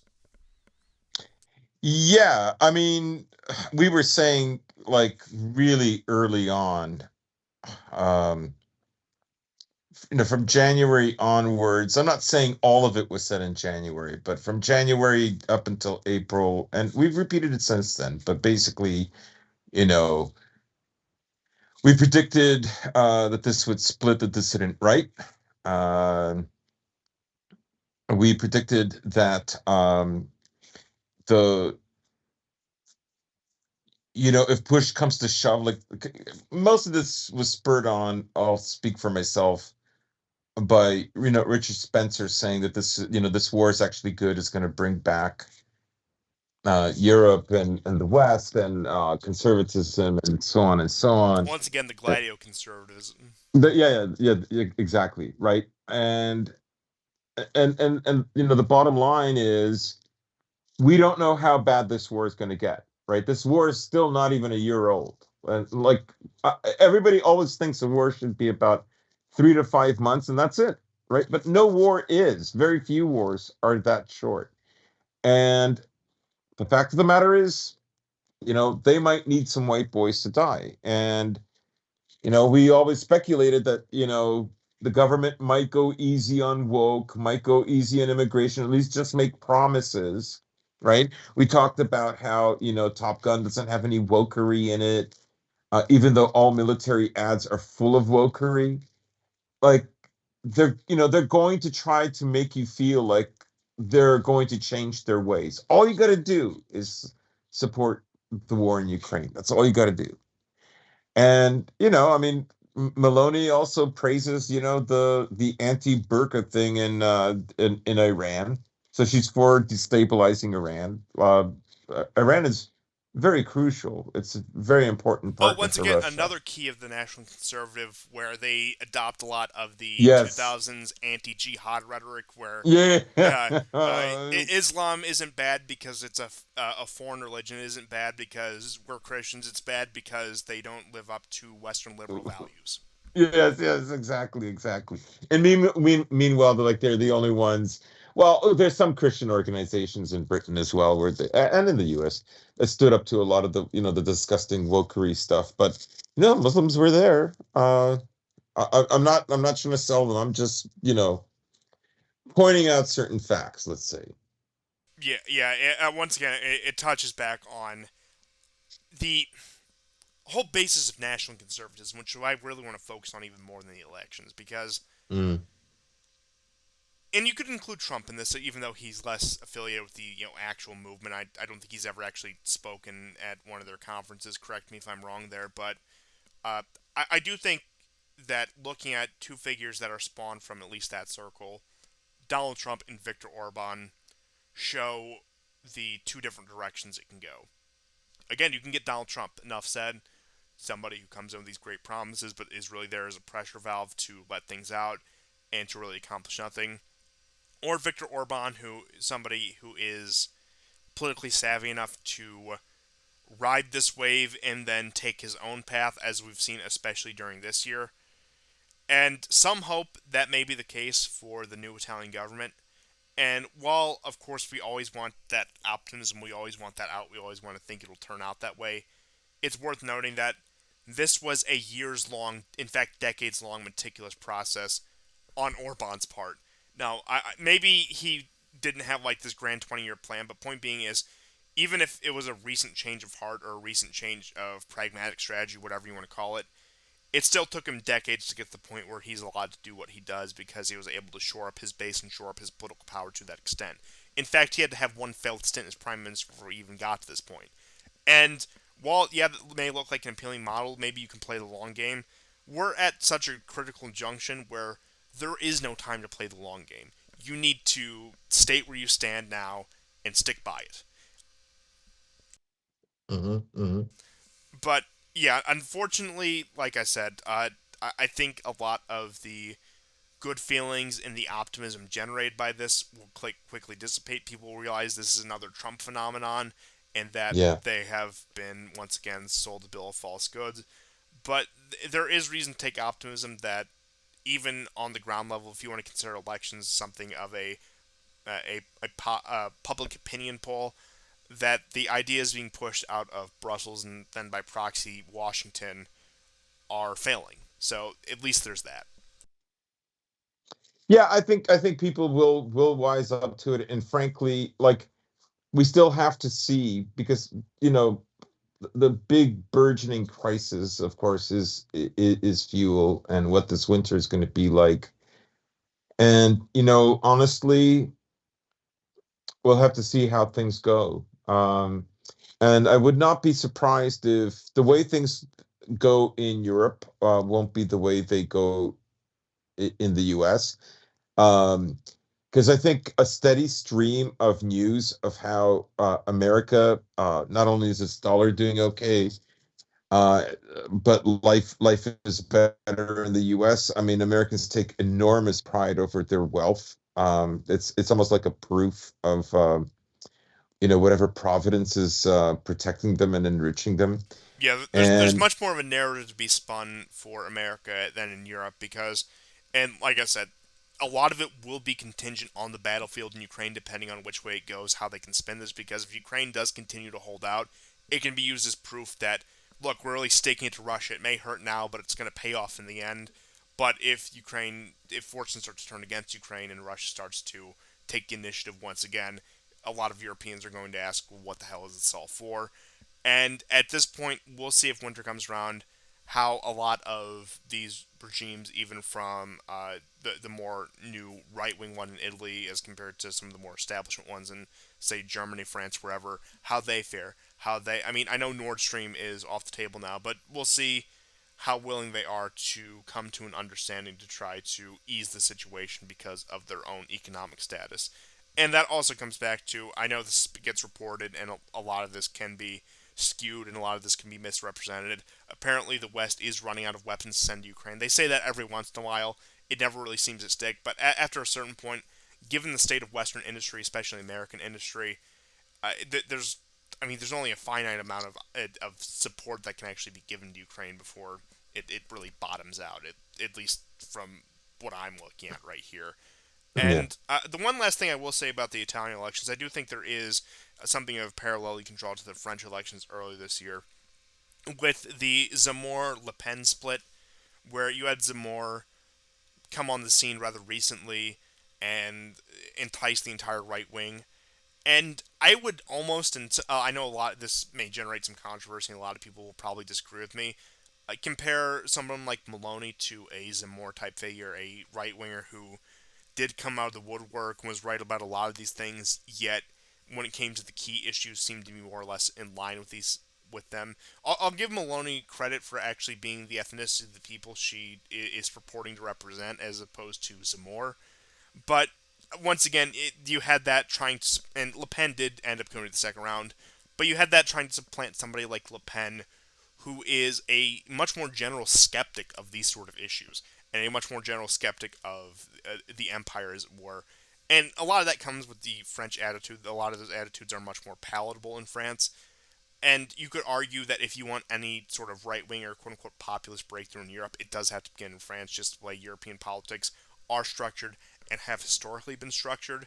So you could argue that any right wing movement, outside of a few exceptions like Hungary, is going to be a flash in the pan.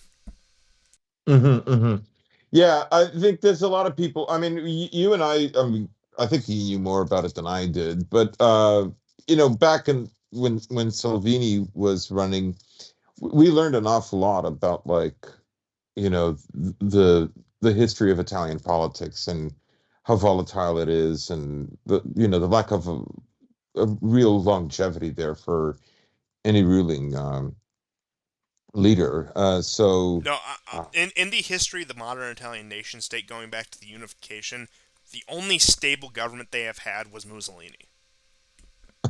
Like the only stable long term government they have is, and a lot of people will take that as a joke. A lot of people, I know Yeah. you know I'm right, but again, you Yes, yes. instinctually laugh. But and it's funny. That was actually one of the things It's said a on the nervous laughter. that was one of the things said on the Nixon tapes, that those people haven't had a solid government since Mussolini was in power. The Nixon tapes are so Oh, awesome. the Nixon tapes are amazing. I'd recommend that to anyone who hasn't heard them. But there's that again. That it's a country where I don't think stable governments is really in their nature, given the history of their recent nation state and sort of the polity that makes it up. But especially when you put Hmm. a parliamentary democracy in their hands that can have recall elections, that can have votes of no confidence, it's inevitable that you're going to get a system like this. Even a presidential system like the US or France would have a modicum more stability where they're obligated to fill their entire term. But Hmm. yeah, that's what we get out of that, and so it's really hard actually to have too many strong opinions on Italian politics, because what's true one day can quite literally have fallen apart tomorrow. So again, I I like that the populace voiced its discontent, but I don't expect much of it out of that. And even when it comes to a lot of the doomsaying, I frankly don't think they have the tools to even go that far because of the volatility of the state and politics there. Hmm. But that's all I had Yeah, for Italy in particular. I do have a little bit more European news to get into. sure. So, as you had mentioned, the pound has now dropped below the dollar for the first time, I believe it is, in 40 years. Orban, once again, being the lone voice of reason, saying that only by joining forces can we put an end to rising energy prices, when he was referring to the sanctions package on Russia, denouncing that yet again as an economically, let's just say, unwise policy, for lack of a better word, to prevent any to any inflammatory language. On a similar note, Slovakia's prime minister said that these are the highest electricity costs that have left his country in danger of collapse. And with that, you also have the news out of Greece and Turkey, which is actually unrelated to energy issues. I still haven't quite cracked this nut yet, because you have this rhetoric constantly coming out of Erdogan's mouth about Turkish irredentism, about reclaiming these lands, about how Turkey is being treaded on by Greeks, and that how they're trying to lay claim over these disputed islands, on top of an increase in military presence in the Turkish occupied part of Cyprus. And you have at this point the entire Greek fleet in the Aegean waiting for a standoff with Turkey. And like I said, I can't really make heads or tails of this. A lot of this, of course, is Erdogan playing up to popular support, playing up on old ethnic tensions. But I don't know if he's doing it at anyone's behest, or whether this is genuinely his vision, or whether he's trying to be a populistic figure appealing to the people. Because NATO, despite recent feuds and despite recent renegade actions by Turkey, will still prioritize Turkey over just about any member. That's how vital of a linchpin they are in the NATO strategy, even to this day. And you recall that Turkey has also been a pretty staunch supporter, at least materially, of Ukraine, despite their relations with Russia. So I don't know what is really going to come out of this. Now, any real dispute they will have, Greece will be forced to concede by the US and the rest of Europe to give Turkey whatever it wants. Maybe there'll be a few distant voices, such as France or whoever else, but ultimately, the European structure governed by America will force Greece to concede virtually anything Turkey would be demanding. The only situation I know Cyprus isn't part of Greece as a polity, but the only similar scenario I could see that is if they did try to take the entire island, which is not going to happen anytime in the near future. But these tensions keep rising. Like I said, it's a tough nut to crack. I really can't place what the greater game of this is, because of course these two nations, these two people, have their very contentious history, and that is going to come to a head. And that even Hmm. 100 years onwards, after the collapse of the Ottoman Empire, there are still several unresolved issues, even ethnically, and when it comes to territory, and when it comes to some of the most basic questions of statehood. But insofar as who's stoking this conflict, I'll say something I thought I'd never say. I think this is a genuine conflict with little to no outside influence between two rival ethnicities, as it were. While there may be the American Empire, while Russia may look to try to get a foot in on this and see how they can play this situation, I don't think it's really being fomented to any great degree by any outside power. Yeah, I mean, America's trying to manage this because, as far as I know, did Turkey not put some military vehicles uh, on the island of Lesbos and Yeah, 18 arm they did on move. Samos?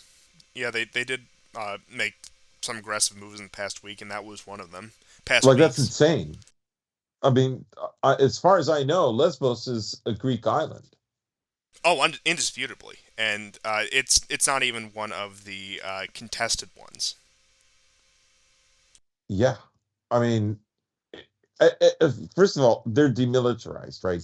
Because, what was the war from 1920 to 1922? Yeah, Right? Okay. Like, that was the agreement. They are demilitarized. So, like, Turkey's being very, very provocative here. Like, I think he's doing this in order to get leverage somewhere else. I'll leave. I don't know. Is it because some of the Turkish banks right now have said we're not dealing with the Russian mirror card because America pressured them? Is he trying to get leverage? and You the know? question is also how much of this has to do with the recent agreements on Syria that he may have lost Yeah. face with a withdrawal of support for the Syrian opposition.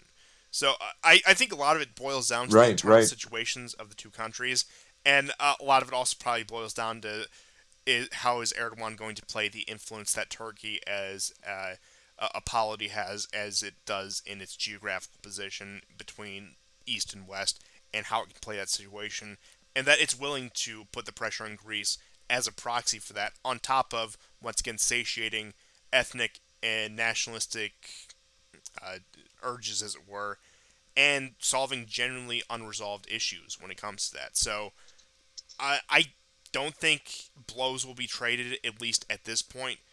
The United States is going to the fullest lengths to prevent an inter-NATO conflict as much as it can, because that's the last thing they would need. Yes. And this has been an ongoing problem for I would say since about 2018. We've seen these tensions flare up again. Not to say there were no tensions between Greece and Turkey before then, but since 2018, we have seen these issues consistently flare up. You've seen the harassment of aircraft and ships in these contested areas of the Aegean, and now, as you said, it is pushing even further onto Greek territory, into Greek waters, and It's Turkey's getting madness. far more brazen about this. And it does bring up the question, a question a lot of people don't want to answer. Well, if one strikes against the other, and Turkey's probably more likely to strike first in this case, what does NATO do? Where's Article 5 triggered on that? And who will support who? And I've been saying for years, I thought 2020 was going to come to a head when it came to breaking the legitimacy of NATO over the French Turkish dispute, especially regarding Libya. That Turkey is, once again, the linchpin on which NATO's strategy revolves, but it's also the most divisive country within NATO that can shatter the entire alliance. Hmm. Yeah. And frankly, I know they probably have bigger fish to fry at this moment. We can probably assume that Russia has a vested interest in keeping tensions between these two countries high, not only to isolate Turkey from the West, but once again to create that inter-NATO conflict where it will come down to again, fault lines will be drawn. We've seen previously that even under Macron, they're not eager to be cooperative with Turkey. Germany, on the other hand, especially under Merkel, I know that she's out of office now, but Germany has historically had warm relations with Turkey. And then you start breaking down those fault lines, and probably what is going to be a French camp and a German camp, you've completely unraveled the entire purpose behind NATO and the European Union. Now, I don't think you'll escalate that far that fast, but there's always that potential. Hmm. But that's Yeah, I mean, this really surprised me. I have to say. yeah, that's all I had for that issue in particular. And just some brief European news to continue with that. You also had the closure of about, let me get the exact figure here. They don't cite, actually, over about 100,000 small and medium sized Italian businesses, speaking of Italy, have gone under as a result of the recent economic warfare between Europe and Russia. So you have that on top of that. You talk about the effects of the sanctions, and you talk about this election, and really the uncertain position of what this next Italian government is going to do, how much you can actually trust what comes out of Meloni's mouth, and on top of the consideration of the other members of the coalition and the other people who have powerful positions in the government. At that point, again, it puts them in a very contentious situation like most European countries. And returning to the beginning of the show, pressure will be on for these European countries to fall in line to continue this, even through some of the worst economic crises in recent memory. So while Europe, I know we like to joke about this, Europe has never been more divided, but at this point, Europe is divided by the sheer force of the United States. And when that starts to falter, which I know they've had a good job of projecting their strength now, whether it be against Russia, whether it be against the Nord Stream pipelines, the recent operation with that. But when America has its blunder, when it does something stupid again, like another Afghanistan level event, if not greater, as confidence declines in America, I mean, what's that going to spell for Europe? Do you think Europe's going to be able to maintain as a unified bloc as it is at that case? Absolutely not. Yeah, I mean, um, there's a kind of a strange parallel. I know it's a stretch, but the Russians the last 7 months have allowed the Ukrainians to build up their forces. While they're dealing with like 120 thousand, not including rotation. And in many ways, I see the move that the Americans are doing is very different. Uh, um, Rather than let Europe, let's say, prosper more while the world dumps the dollar, uh, they're going to leave Europe so weak that it could never be a threat to them. So they're not going to play nice, is what I'm contrasting. Oh no, they're not. That and I Right. And like just uh, the fact that they would create the largest, possibly one of the largest environmental disasters to do it is just, it really lets you know that they're willing to hit civilian infrastructure, right?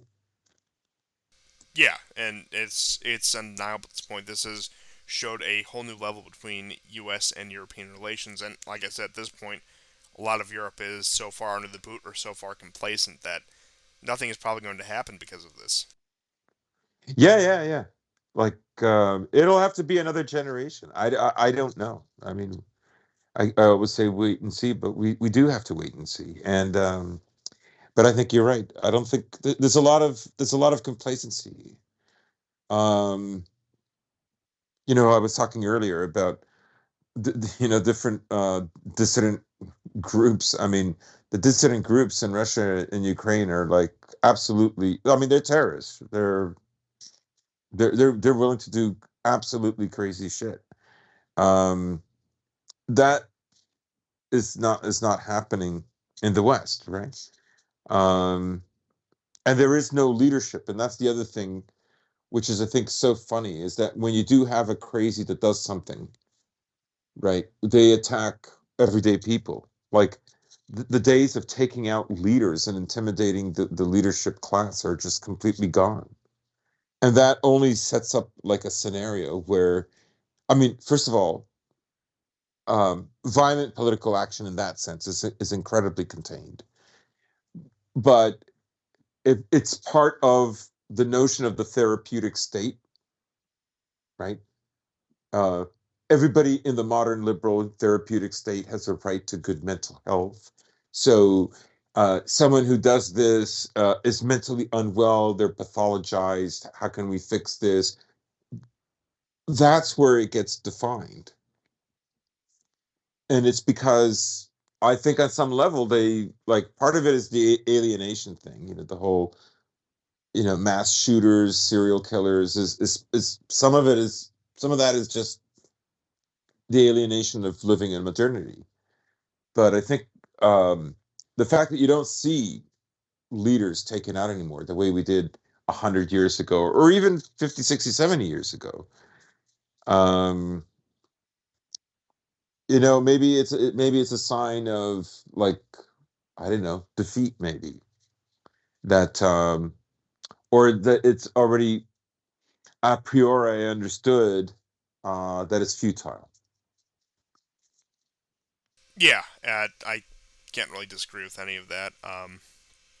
And that is all the news I had about Europe. I just do have some brief Iranian news if Hmm. you're ready to move on to that. So, Yep. one thing I had forgotten to point out, and I'm remiss about this, about the recent uprising in Iran that is still ongoing. The situation, although it hasn't flared out of control, it is contained for the time being, but it really hasn't been put down. Is that these started in the Kurdish regions of Iran. And for those of you who have been watching the show for quite some time, I'm sure I don't need to tell you that in both Iraq and Syria, the Kurds have been the darling of the American empire. They have been the base of operations, they have been the main collaborators when it comes to this. And when you have this, I mean, it's a story made for State Department types, where you have this alleged incident that happens to a Kurdish woman in the Kurdish regions, and these protests based out of the Kurdish regions. What does that look like to anyone who's actually putting two and two together on this? And Hmm. like I said, I don't really expect anything to come out of these.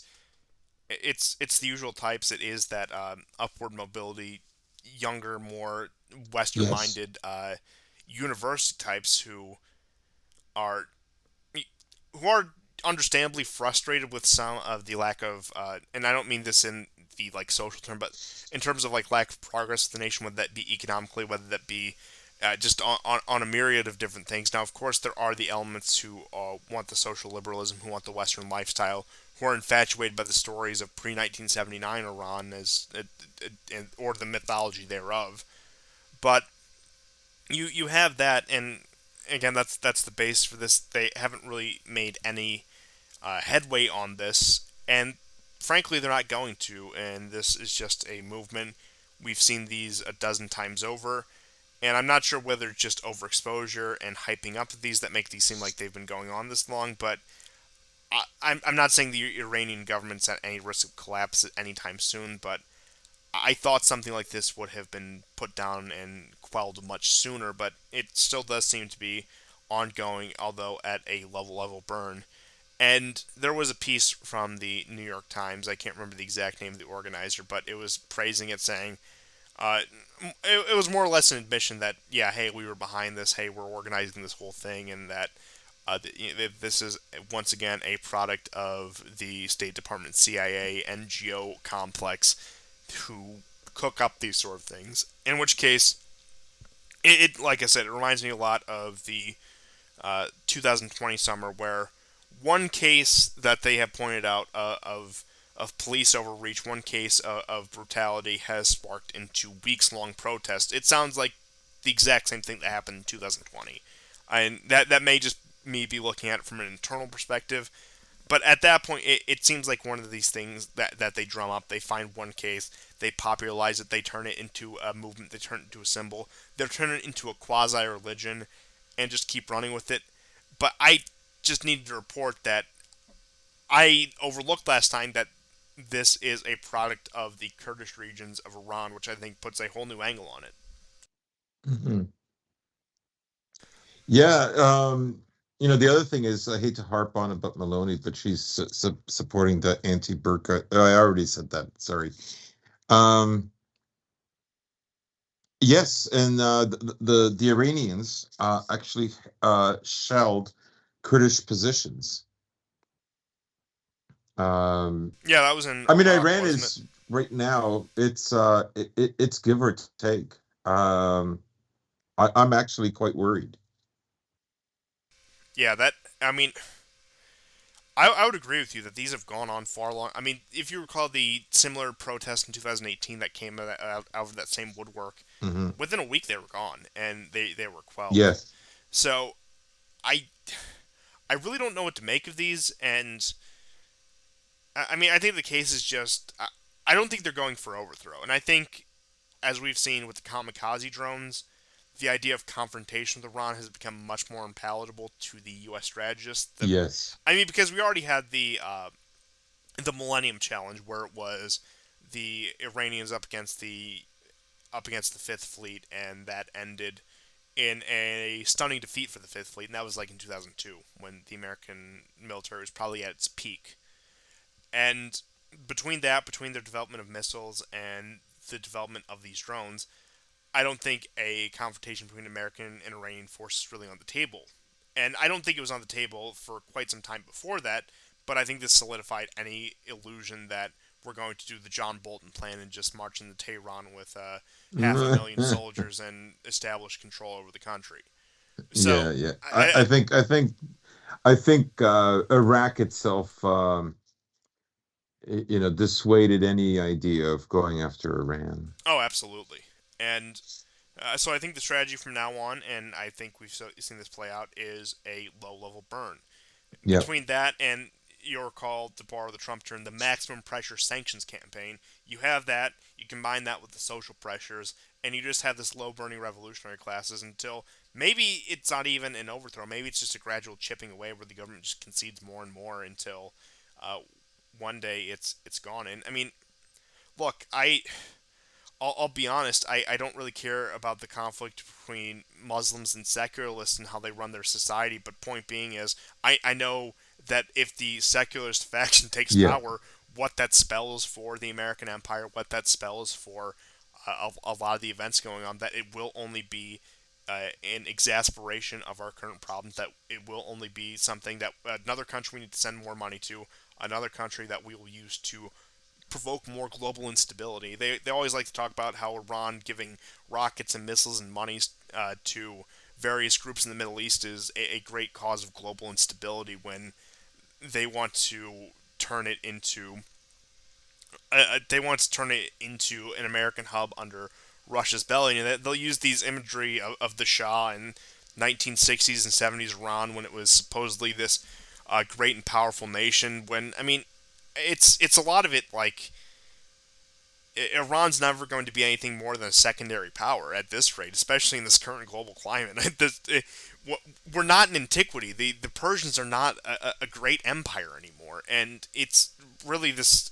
It's this notion that I think comes from a lot of it, that they think they're being held back by this government when really, I mean, perhaps I'm wrong, but when it comes to developmental differences uh, between monarchist Iran and the Islamic Republic, from what I know at least, I could have some gaps in knowledge. And I mean, of course, you have to give the 40, 50 years between the two. There's not really much a difference in Iran standing in the world stage, and you could argue it's slightly better now with the influence it pulls with its proxies in the Middle East. But other than that, it's still the secondary power it was back then, and it's still going to be that secondary power no matter who comes to power. It just depends on who that secondary power aligns itself with. Right. I mean, the difference is that Iran has far more independence. I do think it's a question of determination. I agree with you that there are probably Iranians that think the country could be lifted to new heights. It does have enormous challenges in a very, very competitive region of the world, extremely competitive. And America doing its sanctions games while being able to inflate its way out of economic disaster, um,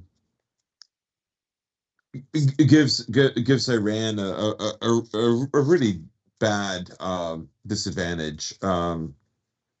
It reminds me of the Americans sabotaging Venezuela, for instance.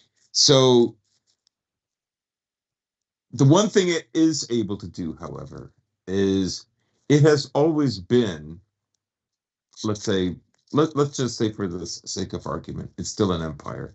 It has always been able somehow to manage um, a diverse empire for thousands of years.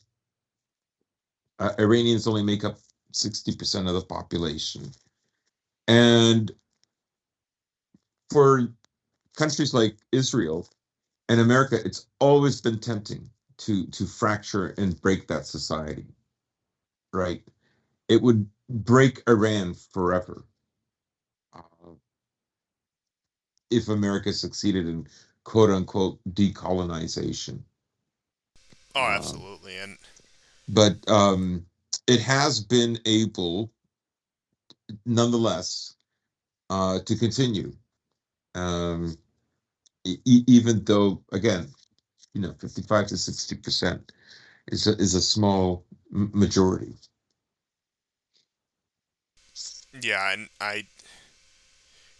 like you said, this has gone on far longer than you would expect it to, and it, I would imagine that the sustained campaign over the past 40 years is probably starting to probably starting to see the real fruits of what happens when you place a country under sanctions for 40 years. Now, what will come of this in the end? I'll say once again, I really don't know what's going to come out of this, but I think when it came to the drones, when it came to the normalization of relations with Saudi Arabia, when it came to the increase of ties Yeah, with China, the that's when we state saw the yeah, the State yes, Department CIA NGO complex saw the writing on the wall and knew that it was a now or never moment for Iran and that they had to throw yeah, everything they have into a yeah, soft regime change there because a military one is just off the table. And what will result of this?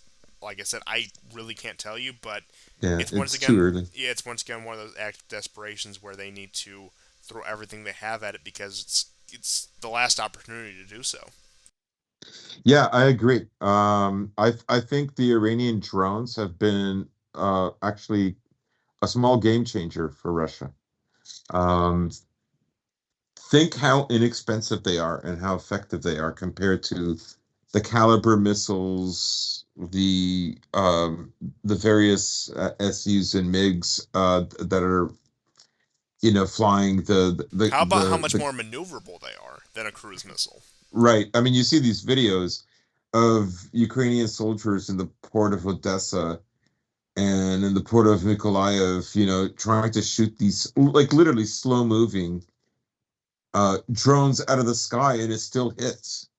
Um, and they're not able to detect them for some reason with their S-300s, and like this sets up a whole can of worms.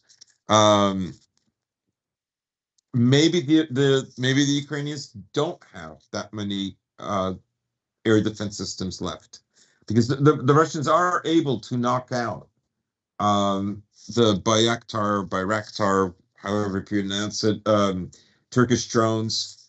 After the first 2 months, the Russians really figured out how to knock them down, and they're not a factor anymore. Um, Yeah, and yeah, I mean, keep in mind they have to deal with these things for how many years in Syria, so they had a little bit of work going in. yeah, And also, yeah, speaking of Turkish drones in Turkey, there is still low-level fighting going on between Armenia and Azeris, and that Armenia reports 3 casualties oh, as it's of horrible. today from shelling from the Azeri forces. So that is still ongoing. It has simmered down from what it was, but that's still another slow-burning conflict that is going on, and that probably will be exacerbated at some point.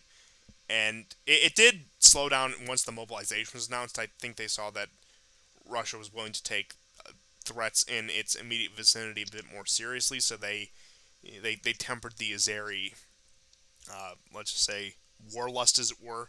But that's liable to flare up at any time to great numbers Hmm. again. Hmm. Hmm. Okay. I should mention this also came late today.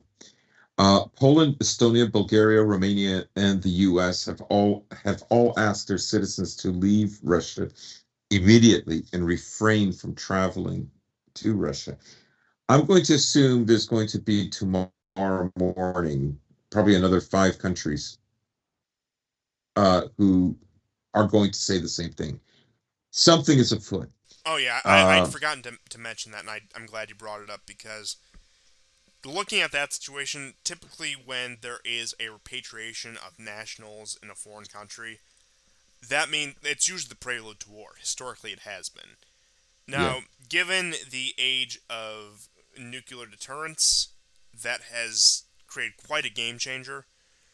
But one thing I can say is the U.S., the UK, France, the countries in NATO that can actually throw out punches, can actually dole it out. None of them had the stomach for a major conflict at this point. I mean, they hardly had the stomach for a war like Iraq when it did happen. In fact, mm, France outright refused to intervene in Iraq. But a lot of these Eastern European nations, they are much more jingoistic. They are much more willing to charge headfirst into it. So we were discussing this actually before the show today that although you may not see direct U.S. or like major Western power involvement, they may be priming the pump for these smaller nations to charge into the meat grinder. Now, they'll need some sort of literally, justification, yeah. so they'll need to wait for something to happen with that. But if they can send in a bunch of Poles, Czechs, and Slovaks, or Romanians and Bulgarians, or any of these ethnicities that they can rile up ethnic tensions between them and Russians, send them into the front and get them to actually dedicate an actual expeditionary force or whatever to this conflict, they're going to do it. And I think that's part of the push before winter. The Western nations don't want to get directly involved because of the level of outright escalation that would mean, and not to mention, I do think, just personally speaking, if the American population tried another war effort of that scale, it would be the undoing of the United States in no uncertain terms. And you can't say much more of France, the UK, or Germany, other countries that could also levy a massive army. But if you can just get a coalition of these small nations to throw themselves into Ukraine, that once again that puts more pressure on Russia, that puts more troops on the front, and just creates more chaos to deal with at that point. So I wouldn't be surprised if they're gearing up for an let's say intermarium coalition, for lack of a better term, war against Russia. Yeah. But we'll see how successful that is. October and November are going to be crucial months when it comes to this because it is going to be an absolute push before winter, before the situation really starts to go progressively downhill in Europe, that they need to throw everything they have while they have it. So I think that's probably part of this most recent push. But like a lot of things, time will tell. Hmm. And then I just Yeah, we just have to wait. And the thing is we don't have to wait long because like stuff is just flying right now. yeah, It's absolutely. it's on. I mean, when this war started, we were doing 2 shows a week. I would not doubt that we might have to return to that because that's just how active it is. That's assuming they don't cut the internet cables. But with that being said, I just do have some brief U.S. news. Yeah, yeah, No, excuse me. There's a little bit of. I almost choked myself. I'm sorry. I'm not too competent sometimes. But with that being said, with that aside, you have Biden once again trying to pressure oil companies to lower the price and trying to pressure them to lower the price, particularly at the gas pump, saying, we'll just lower it, and having no basis, having no alternative plan on how to actually get that lowered. And you also have the case of further U.S. military degradation of the USS Nimitz has turned off its water and are expecting crews to use the water bottles to conduct personal hygiene. So there is a water contamination on a major U.S. aircraft carrier that has 5,000 personnel. So mm, sure, you could say that's one case. You could say it's one temporary thing. You could say something went wrong. But it's part of a general trend of stories you hear out of the military of constant degradation and decline. So this is the country that is trying to provoke another global conflict. Just keep that in mind. yeah, And that is all I had for our brief U.S. news. And just to finish off, I think I should mention, because it did happen and it could be a prelude to something, although insignificant. Kamala Harris did pay a visit to the 38th parallel to the DMZ between North and South Korea, so I mean, that's at some point something every U.S. president does. Now, given the state of Biden, of course, he's going to have to send out his proxies to do that sort of work. And it also raises the question of will Biden even be in office in 2023? I, at this point, personally speculating that they will find an off ramp for him to get out, whether that be a resignation for health reasons, whether that be a 25th Amendment situation, in order to try to find a way to put Kamala in a caretaker position until the 2024 elections. And especially given a lot of the rash moves by the U.S., I'm not saying that's entirely attributable to Biden's senility, but I can only imagine that exasperates it. That they may want a slower strategy, so they may say, "Oh, Biden is in ailing health and no longer physically capable of serving as president, so we need to, so he's going to step down and hand over the reins to Kamala, whatever." I mean, the man is he's pushing 80. I think he's 79 right now, but yeah, that's another thing we can probably look forward to just out of that. And I do think that you'll start to see more of Kamala in the spotlight whenever you need to see the Mm, president. And like I said, I've said this previously over the course of the past year. It could just be the combination between Obama and Trump being media hogs that it feels like Biden is relatively quiet in the media. But I think even that factor taken into consideration with um, how inclined towards the camera both Obama and Trump were, that even taking that into consideration, Biden has still shied away from public appearances, shied away from even being seen on camera at this point. So I still do think that we're in for an internal shakeup beyond Congress come mm. November, December in the U.S. Yeah, I personally don't think they're going to make a big move on him. I think his reelection is entirely dependent on the continued division in the U.S. and the success of the war, or rather, the lack of America getting scathed in the economic fallout, which we'll have a better picture about in November. Yes. Again, I'm still, and maybe it's just complete personal bias. I still can't bring myself to believe that they're going to have much more use for Biden in the long term, and that he's Mm, sort of served his purpose in the fact that the man has gone into sort of a Chernenko status where you only see him at a series of key events, whether it be that one speech, whether it be some sort of public media appearance, that he is, as I have called him many times before, the absentee president. yeah. But that's all I had for this episode. If you had any last minute news, I suppose we can squeeze that in right now. If not, I will go ahead and wrap it up. No, that's all I've got. So thank you everyone for tuning in to yet another episode of the War Report, and we'll see you guys next time, and goodbye. Goodbye and take care, guys.